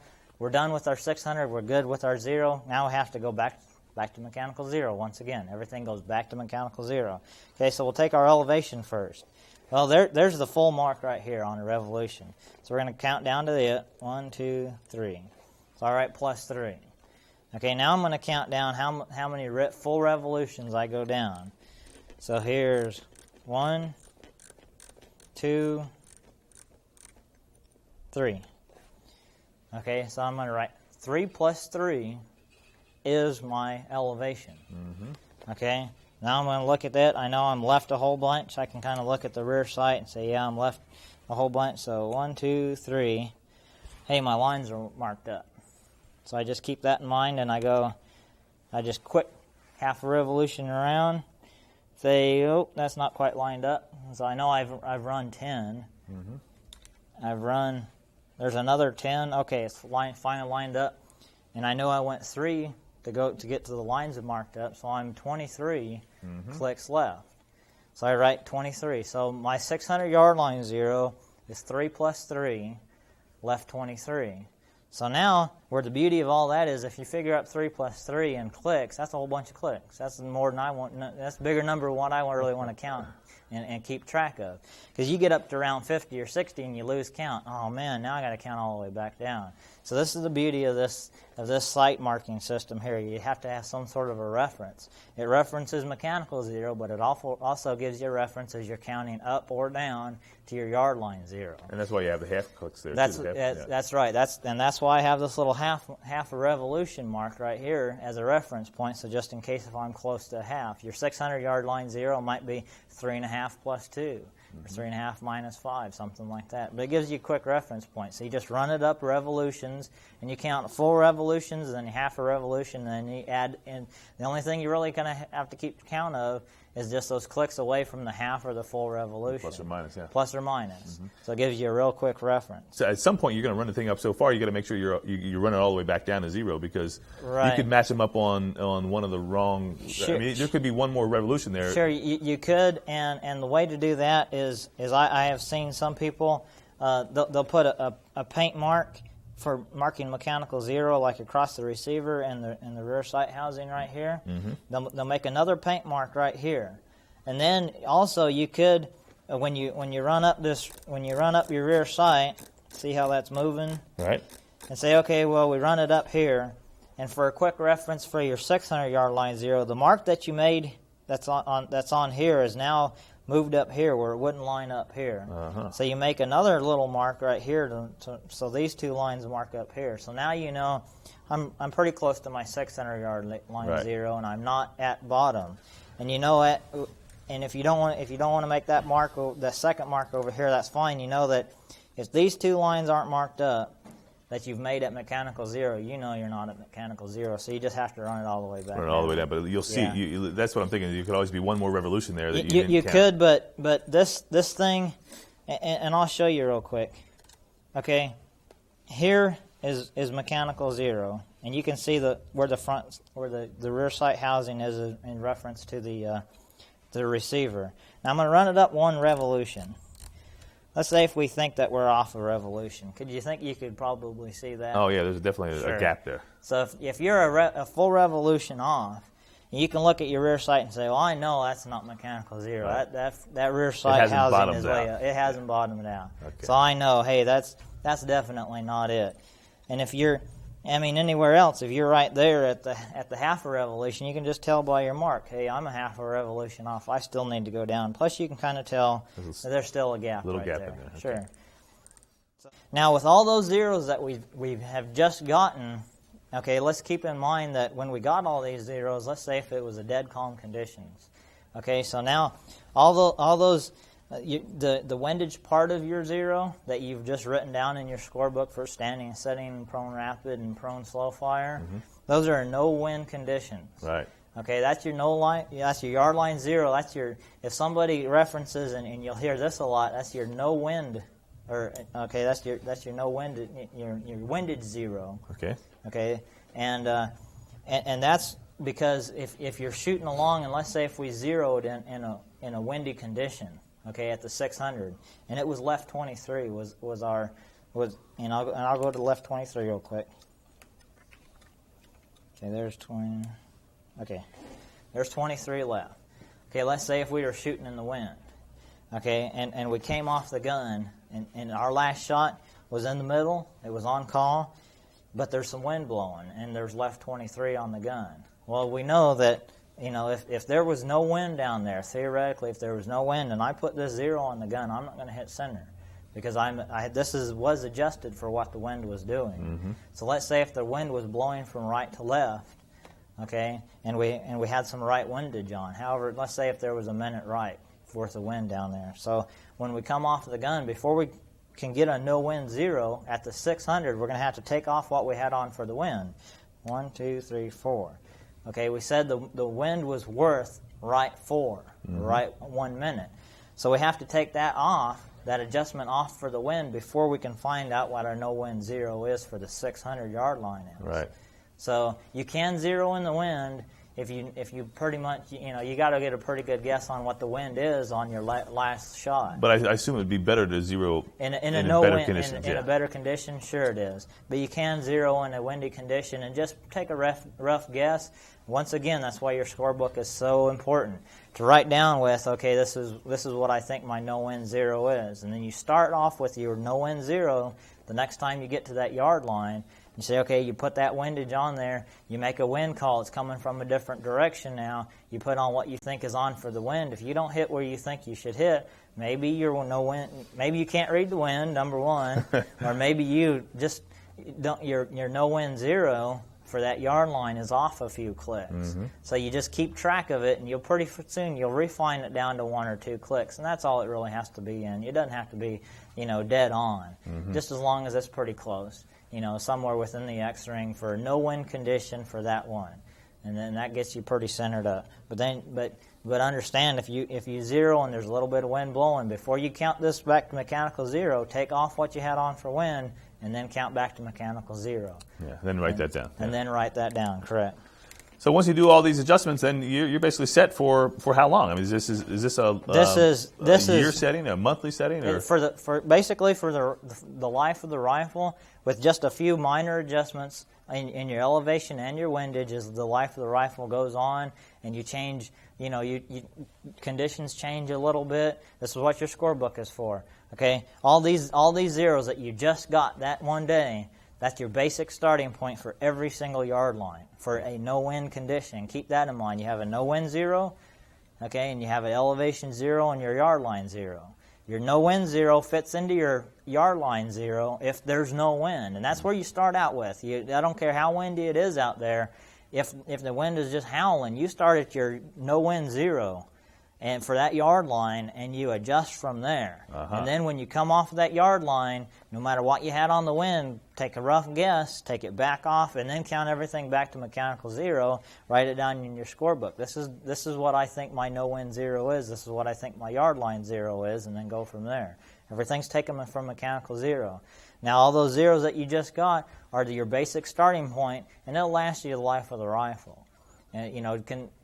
barring just minor, it won't be minor changes, maybe a minute here or, a half a minute here, but you keep track of those in your scorebook for each different range, how the light is coming, how the wind is blowing, how cold or hot it is. Well, when you're at a match, you only get those 2 sighters, and if you go up there and you've got your zero on a calm day, and then you walk up to the range, or up to the line, and you shoot your sighters, and where do do you make some adjustment right away, or do you start? Yes, immediately. As soon as you shoot that first round, you've got to be on call. And what you do is you shoot that shot and you call it just as good as you can. Even if be honest with yourself, be really honest with yourself, because that's the only way that you're going to be a better shooter. That's the only way you're going to improve yourself. And what you do is if you call a shot that's not center, you call it where it's at. Say, well, I shot that one. It was real bad. I was at 8 at 7 o'clock.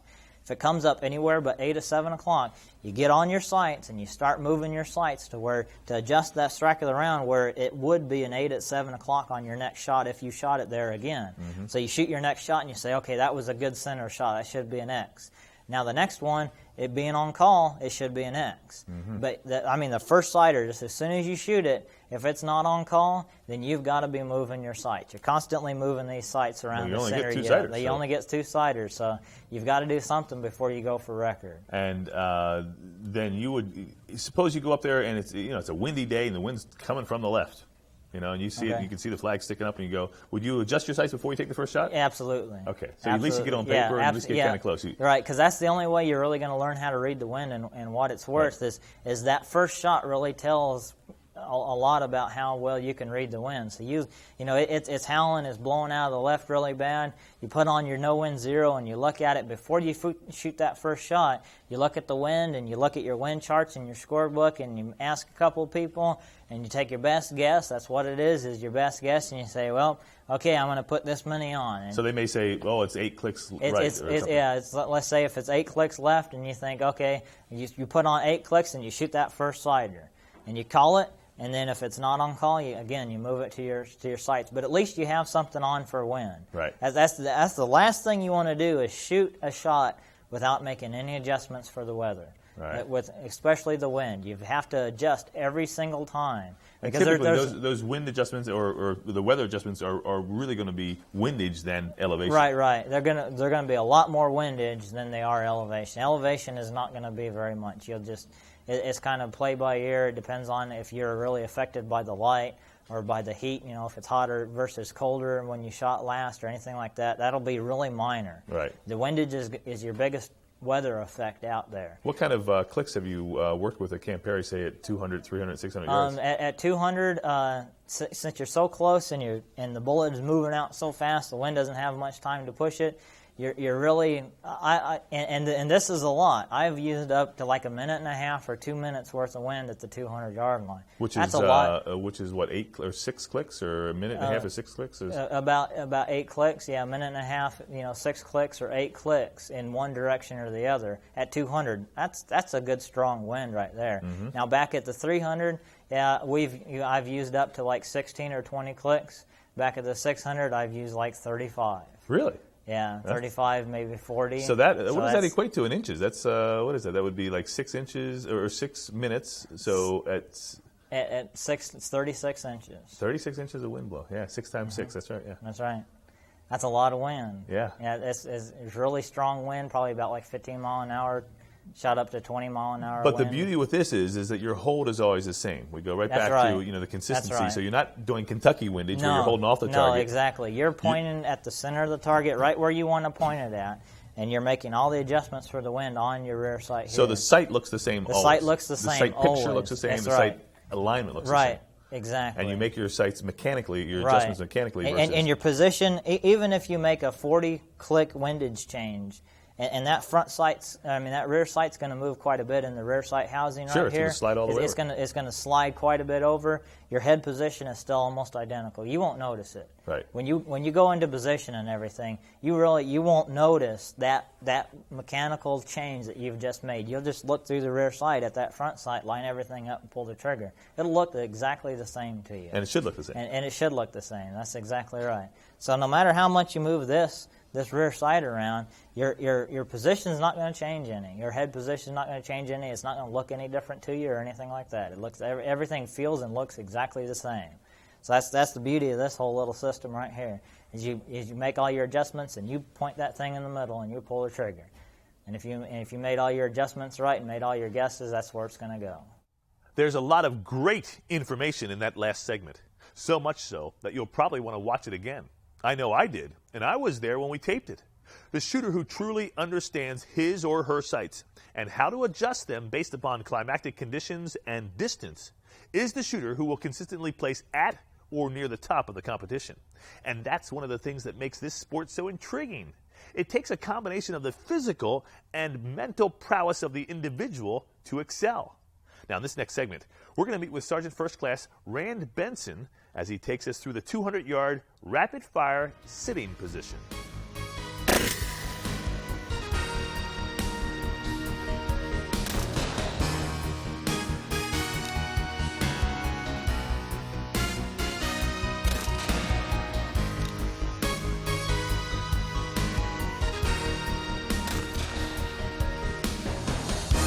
I'm Sergeant First Class Rand Benson of the United States Army Service Rifle Team, and I'm going to show you the second stage of fire that we shoot from the sitting position. It's sitting rapid fire, fired at 200 yards. And like any other position, what I first want to do is locate a good piece of real estate. And this looks pretty good, so I'm going to set up my mat like so, and my scope will be positioned here, which I'm going to adjust later when I actually sit down. And I have all my equipment that I need. If I would like, I could have my stool sitting out to my firing side, but at this time, I've got that off to the side. Things you're going to need, as you see, I'm wearing shooting pants. It's something I do. It's not something that's necessary, but I prefer to wear them because I had this last little pulse beat in my position that I wanted to get rid of, so the shooting pants did it. And I assume that pulse beat came from my legs, so this helped eliminate that. And they go right over top of your other pants? Yes, sir. I just put the shooting pants on over my regular shooting uniform, and I only wear them in the sitting position. And then also what I'm going to do is I've got my jacket, my mitt, my sling, my scorebook, ammo, magazines, and basically I'm ready to go, ready to get in position. Okay. How do you start getting in your position? What's your first step? All right, first thing I do, again, like I said, is I pick a good piece of ground, and then When you say a good piece of ground, you mean, what's a bad piece of ground? Okay, a bad piece of ground might be the way my position's set up. I may not want my legs sitting lower than my behind, or I may not want to be sitting like I'm sitting in a hole, or I may not want to be sitting at an angle. If there's divots in the firing line, I want to find a good, nice level spot. And that usually applies to most any position. Find a good level spot, doesn't have a bunch of holes or divots. That's basically what I'm looking for. Okay. And that's where I'm going to place my mat, because that's what I'm going to be sitting on. All right? And so then next, I'll go ahead and secure my jacket. Put my jacket on. And obviously you have a sweatshirt, a t-shirt, and then the jacket, Right.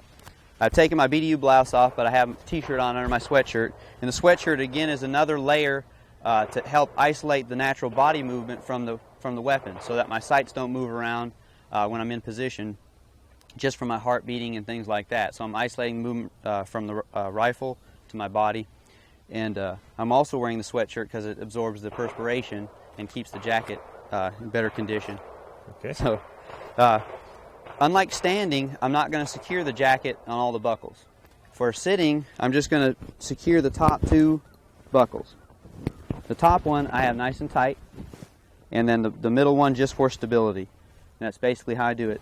And then from standing, I'll zip this up, so that because my arm's not bending directly on itself, and I don't like the pocket of my elbow moving around when I'm in position. So that's how I set my jacket up. Okay, and I notice you haven't zipped up your pants either. Is that by design? Yes. Another thing that you can get a pulse beat from in the sitting position is from your abdomen, because you're bending over when you're sitting down. You're bending over your waist. So what I also do is actually loosen my belt and undo my pants also. So the shooting pants are not fastened for a reason. That is to prevent pulse beat. And you don't want a big old fat belt buckle down there either, huh? No. So you want to go ahead and loosen your belt up, or if you wear a belt with a big buckle, you might want to even take it off before you shoot sitting. It doesn't hurt you in standing, but in sitting, you're bent over on your waist. And that's the only position you're going to shoot like that. So I remove my belt and loosen my pants. All right, now that I've covered all the different equipment that I'm going to use, I'm going to go ahead and get into the sitting position. First of all, I shoot the cross-legged position. There's two different variations on the sitting rapid fire, and that's the cross-legged and the cross-ankled. Crossed-ankled is nothing more than putting your legs out in front of you and crossing one ankle over the other. And people shoot really well in either position, so there's no distinct advantage over one or the other. The reason I shoot cross-legged is because I have the flexibility to do so, and I think that would be your only limitation as to what you're going to use in the sitting position. So I'm going to start off having my non-firing leg in front of the firing leg. In other words, I'm right-handed, right-eye dominant, so my left leg is going to be forward. If I were a left-handed, left-eye dominant shooter, then my other leg would be forward. I'm going to position my scope so that I can look at my sighting shots, and I'm going to position the scope so it allows me to do so without hindering me. It's going to actually assist me and not be in my way. It helps to have a scope with the angle eyepiece so you can do this. You can offset it to the side so it doesn't get in the way. And I'm going to adjust the scope. Since I'm at 200 yards, I want to actually look at the target. If I were farther away, I'd have the scope adjusted for mirage, looking for wind changes.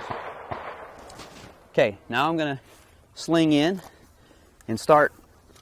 Basically, you can only sling in once prep time starts. Once they say your prep time begins now, then you can sling in.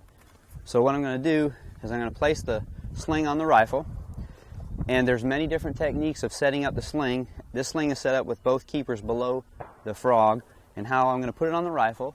Let's see the sling a little bit before you actually put it on there. How do you have it set as far as the way you've got it set right now? Okay, the way it's set right now is the loop that I'm going to put my arm through is right here. And I have the sling routed through the short end and coming up through both keepers, and it's going to go through the rifle like so, and then I'll put it on my proper adjustment. And I have both keepers on the bottom to prevent the sling from coming loose while I'm actually firing. And there's different techniques. I can use one sling on the bottom, one sling on the top. This is just an easy way of doing it. Okay. All right. Now I'm going to put it on the rifle with, we call this the frog. The frog side is going to face the bottom of the stock. And all I'm going to do is route it through the sling swivel and then put it on my appropriate adjustment, which is the 8th hole for me. And that'll be the length of sling that I'm going to use. Now I'm going to take a loop off this bottom end. I take this tail. This tail can either be attached to the rifle or just like I have it, just in a loop out of the way. And I'm going to make a loop where I'll run my arm through.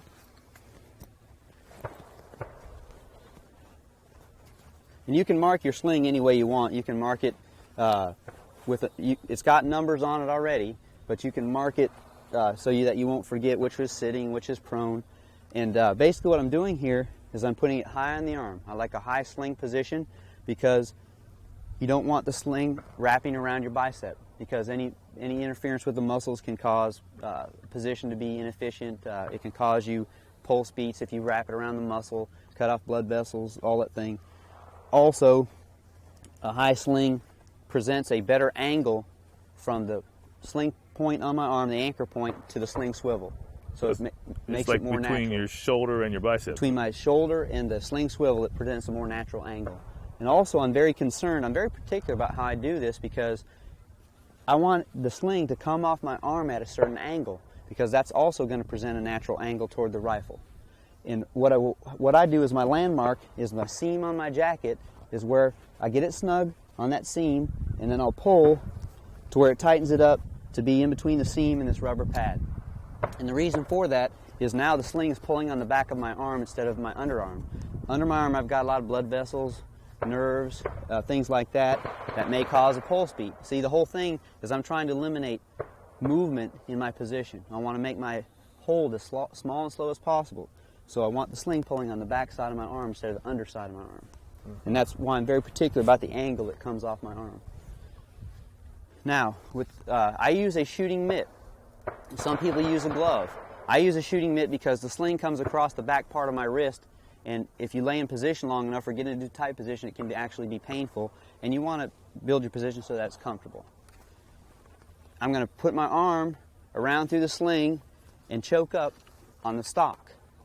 I'm going to choke up on the handguards right here, because this is where I get my elevation from. My legs are basically at about a 45-degree angle. I'm sitting at about a 45-degree angle to the target. And the idea here is that my heels are out toward my knees, because that's what I'm trying to support. I'm trying to support my knees. And my legs are away from my behind. I have an actual gap here that I can fit the rifle in. And that's so I'm not sitting on top of my legs. I'm not trying to sit on top of my legs. I'm trying to create a tripod between my feet and my behind. So that way I'll be more stable, and I'll be less likely to pick up a pulse beat because I'm not sitting on my legs. Mm-hmm. Now my non-firing elbow is going to go forward in this pocket of rubber on my knee here. Now there's two different techniques I can use. If I'm shooting an M14 rifle, I'm going to put my elbow forward, because the recoil, I want to be able to absorb and manage the recoil. So basically, I would have my elbow forward. With the M16, the recoil is not really that much to worry about, so I'm going to put my elbow in the pocket right there. Mm-hmm. Seems like you're leaning forward somewhat too, right? Yes, that's why I loosened up my belt, because I'm actually leaning over my waist, and I don't want to pick up a pulse beat in my abdomen.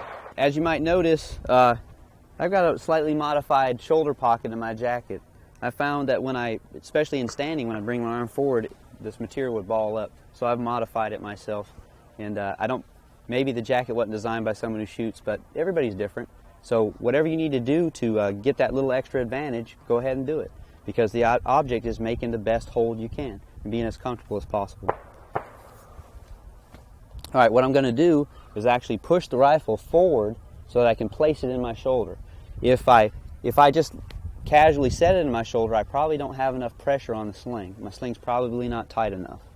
So I push it forward. My landmark is the bottom of my jaw.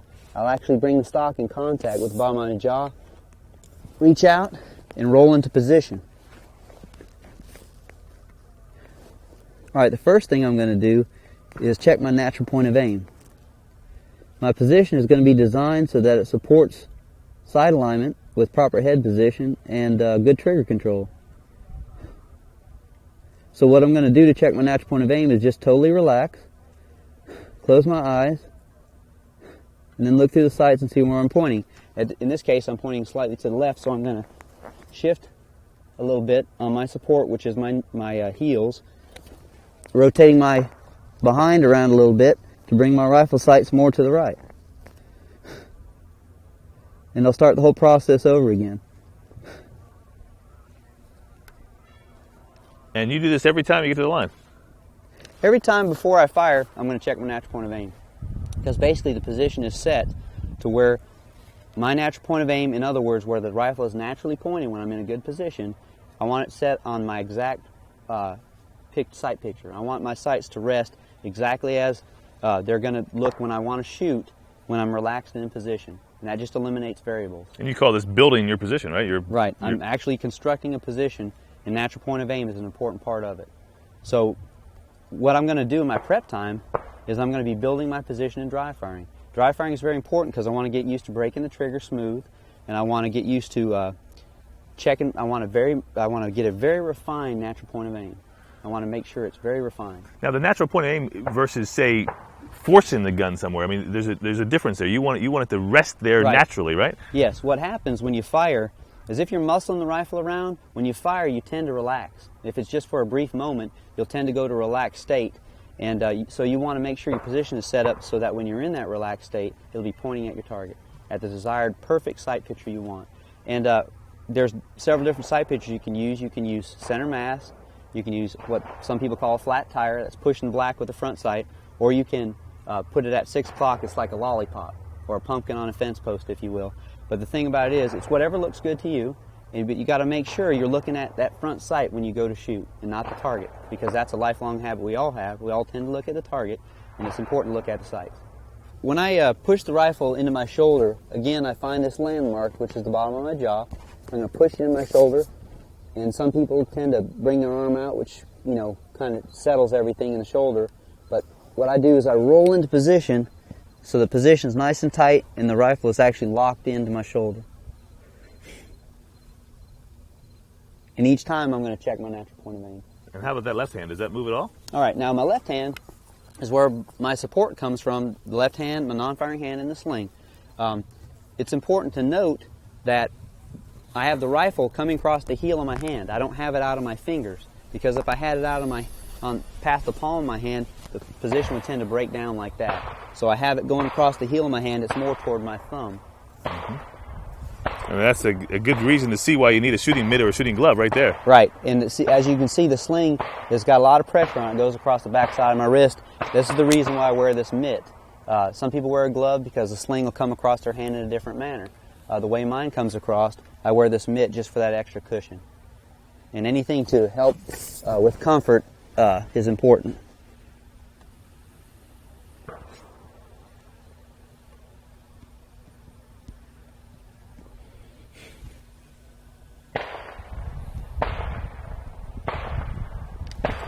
All right, I think we're ready to go. Okay, let me ask you a couple other questions now. Okay. So you build this position here while you're dry firing, right? Yes. You got yourself locked in. That motion over top, I mean, it doesn't really appear that the gun's as much in the shoulder as it is really in kind of the middle part of your pectoral muscle. That's a good point. Some people tend to think that the rifle always goes in the pocket of the shoulder, like it's some arbitrary thing that every position has. Well, that's not necessarily the case.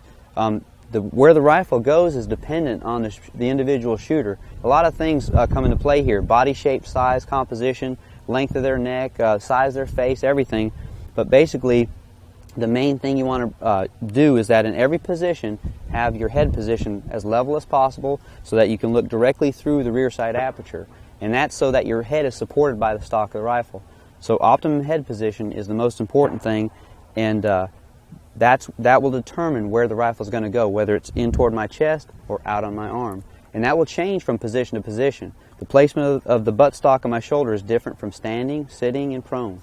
Mm-hmm. And so your head, you really want it to be up and down, yes, because it's less taxing on your eyes, I guess, and your whole body for a course of fire. It helps stabilize position. If your head's level, you won't tend to wobble.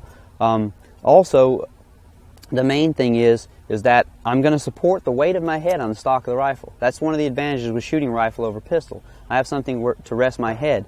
That's how I can maintain consistency, because if I just have my head sitting off to the side, not really resting on the rifle, my head position can be inconsistent. So what I want to do is rest my head on the stock so that's very consistent, and it just gives me an advantage. you really do get a lot of contact. Let's see it again with your face and the stock, don't you?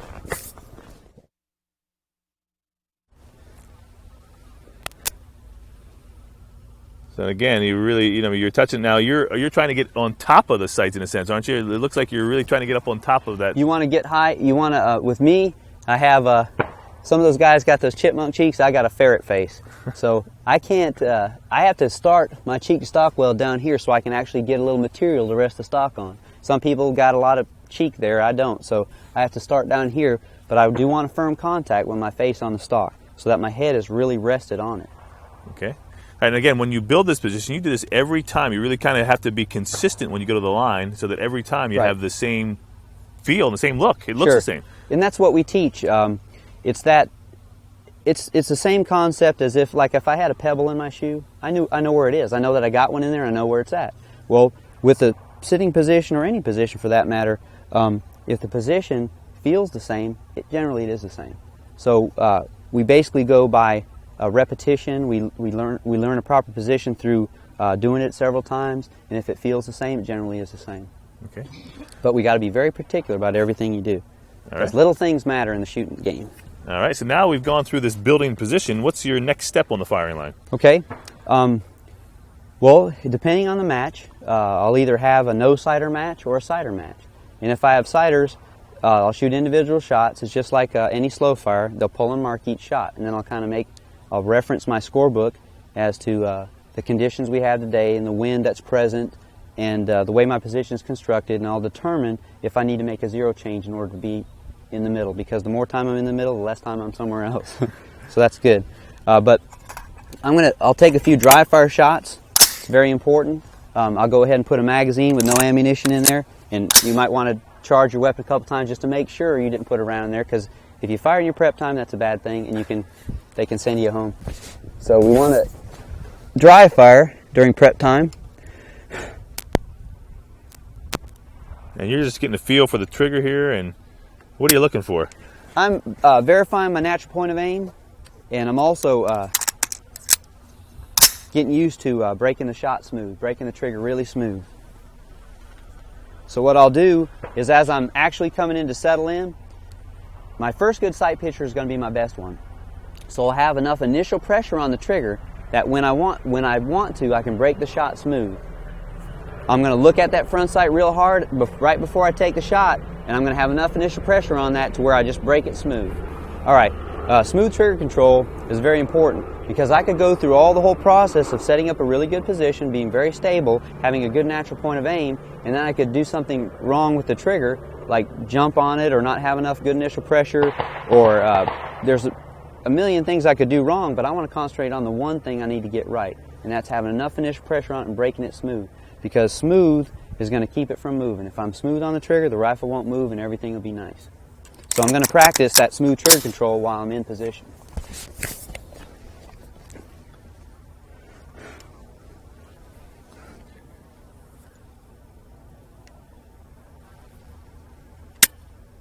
As you can see, my finger stays in contact with the trigger all the time. Even after I take the shot, that's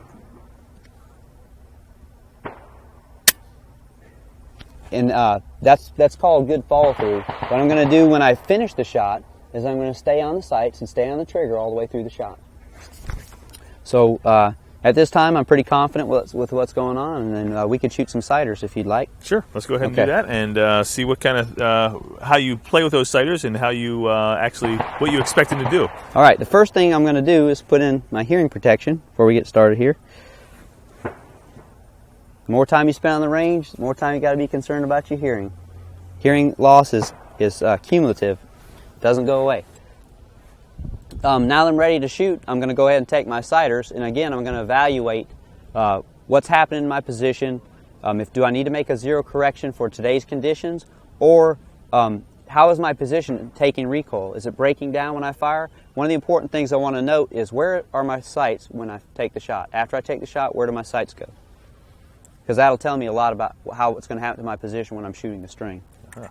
So this is your practice. These are my two practice ones. This is my warm-up.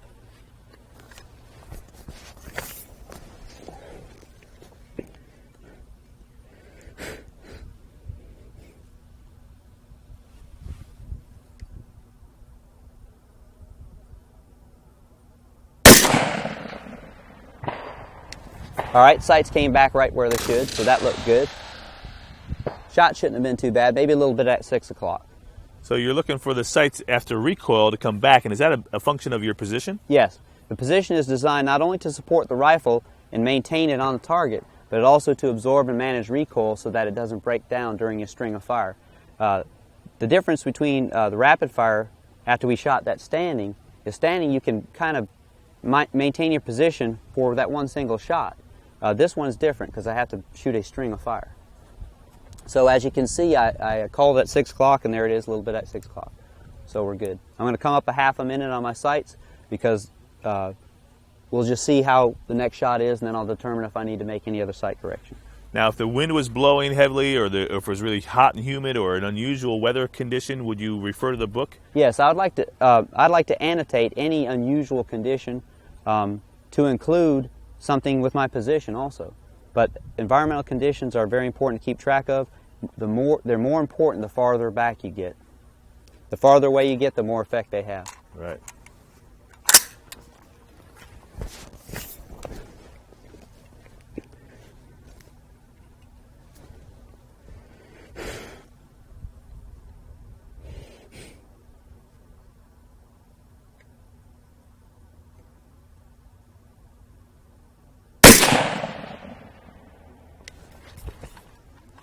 All right, that should be a pretty good shot.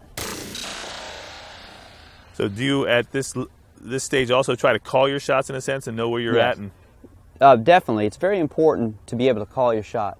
If you can't call your shot, you won't be able to actually get a real good zero or be able to evaluate your own performance. By calling the shot, what I mean is that I can basically determine where the shot is going to be on the target after I fire the shot because I've looked at my front sight and I know where my front sight is in relation to the target. And when I move my shot and call to the same location, then I've got a good zero on what they call on-call, and now I can more accurately evaluate my shooting performance or determine if I do need to make an adjustment to my sights or something. So my sighters look pretty good. That last shot was X at 9 o'clock. And I made the right decision a while ago to come up a little bit. I called it at 6, but I called it just a little bit at 6. And it was a low 10, so I came up half a minute. Now I'm in the X ring. That elevation looked good on that shot. It's a little to the left, but we do have a little wind, so I'll be okay with that. I think that's okay. All right, so you've got your sighters out of the way, and it's now time to shoot the actual event. Right. Now once you've finished your 3 minutes of prep time and shot your sighters in 2 minutes, after the 3 minutes prep time, they'll go ahead and tell you to load, 2 minutes to shoot 2 sighters. After that, I'll mention that a technique that a lot of us use in shooting sighters is we'll shoot 1 sighter early and 1 sighter late in the 2 minutes. The reason why we do that is if there's a change in condition, we want to be able to tell that. And also, some people will tend to shoot a sighter if there's different wind conditions. They'll shoot one in the extreme condition and one in the other extreme condition to kind of get a happy medium, if you will. Then if there's a constant condition, it doesn't really matter. Some people like to shoot a sighter right before the string, so they're kind of settled. It's all about technique. Whatever helps you, do it. Okay, so what I'm going to do is, this is one thing where the crossed ankle position has an advantage. After the sighting period is over with, they're going to do something crazy after you've been all this time and built this good position. They're going to say, shooter, stand. So now I got to stand up after doing all this work. But how do you prepare your magazines and all that stuff? But that's okay, because I'm going to tell you some techniques on how to sit back down that'll make things okay. All right, now after the prep time's over with the sighters, I'm going to have to stand up. And I'm going to make sure you take your 2-round magazine with you because we're going to load from the standing position. I'm going to lean back, putting pressure on my hand, and just stand straight up as best I can. Now, I can take this leg and move it here if I want to be more comfortable, or I can keep it in place either way. The main thing I want to do, though, is at least keep one of the feet in the position because that's basically what my position is based off of. So it doesn't really matter. If I stay like this, that's okay. Now, they're going to tell you at this time to load. You're going to load with the bolt remaining open. The reason for that is so that it's safer. I don't have a round locked in the chamber when I'm actually going into the sitting position when I'm moving. They're going to say ready on the right, ready on the left, all ready in the firing line. When the firing line's ready, the targets will start to move from the pits. The moment I see one of the targets start to move, I'm going to sit down. And that could be any of the targets, because the time will begin once all targets are at the top of the frame. So once the targets start to move, I'm going to go ahead and sit down. Now here's a trick. I don't want to continue to look at the targets. I want to look forward or look down, because if I look at the targets, my body will twist and my position will get shifted to the one side. So I'm going to, once the targets start to move, I'll look down and I'll go ahead and help myself down in position, right?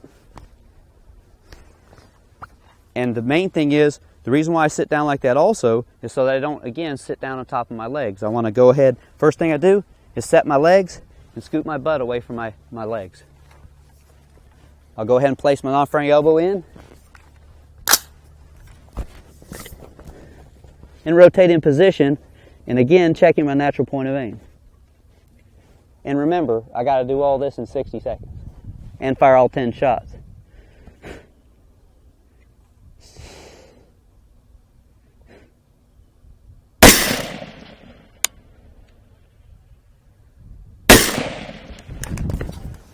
I'll go ahead and release the magazine. At the same time, I'm going to look through the scope and see where I'm at.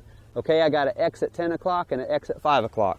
And I'll go ahead and continue on. I don't want to make a sight change. The reason why I looked at the shots at that time is to see if I needed to make an adjustment.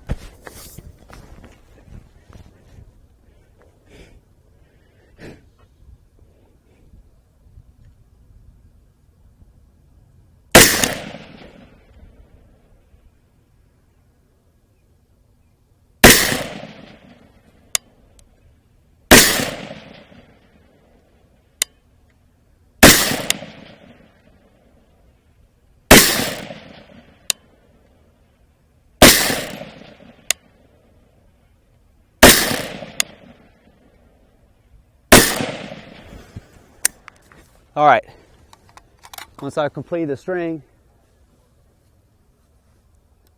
I'll go ahead and look at it. If I had enough time, the target would still be in the air. I could see basically what I fired before the target comes up. At this point, once the target goes down, I'm going to go ahead and make adjustments, any adjustments I need to reestablish my position. I'll go ahead and mark in the scorebook. I'll reload my magazines, and I'll retype my sling if I'm going to shoot 2 strings. So if this were an 800 aggregate, meaning that I shoot double strings everywhere, then I would get prepared for that second string right now. Do you ever feel rushed or in a hurry because you only have 60 seconds, or you're normally able to complete this when you're not talking to us in normal range? Basically, you won't feel rushed if the position is already built and kind of solid. The main thing is you got to build a cadence. What a cadence is I'm going to fire at a certain rate, if you will. And so when I set my tempo, it's from training. I'm used to knowing how long it takes me to fire a string, how many. Basically, I'm very familiar with the magazine change, and smooth is fast. If I do it smoothly, I can change magazines, won't waste a lot of time. I can also let the bolt go forward while I'm looking in the scope. There's little things I can do to enhance my time. But basically, I set a cadence, and I have a certain tempo that I shoot at. And if I spend some time on the front end and build a good solid position, I won't have to struggle with it the whole time I'm shooting the string, so it helps speed up the time. The time of recoil recovery, when the sights come back, the important thing about rapid fires, whether it be sitting or prone, is that you have to let it settle. The sights need to settle, and you need to break it smooth, and that has to happen for every shot. So therefore, if I have a good solid position, that's going to make that happen more readily. And the cadence thing kind of really would be coming to play there too. You're shoot, boom, settle, right. Shoot, boom, settle. The actual better your position is, the more consistent and the quicker your cadence can be. And not that speed is the important thing, but you do have 60 seconds to fire the string. So you have to fire at a certain rate that allows you to finish all 10 within that time limit. The main thing is, though, it has to settle before you can break it. And I would say early in your training, it's better to shoot 8 quality shots than it is to shoot 10 bad ones. So when you start training, start building a cadence. Start working on building a good position from the very start, and your time will come with experience. You'll be able to get those shots off and make 10 quality shots in 60 seconds. Won't even be a problem. This has been Volume 2 of a 3-part series titled High Power Rifle Competition, Mind Over Matter, brought to you by the Civilian Marksmanship Program. We'd like to remind you that when shooting, safety is our primary objective, and it should be yours too. For more information, please contact the Civilian Marksmanship Program. I'm Lenny McGill. Thanks for watching.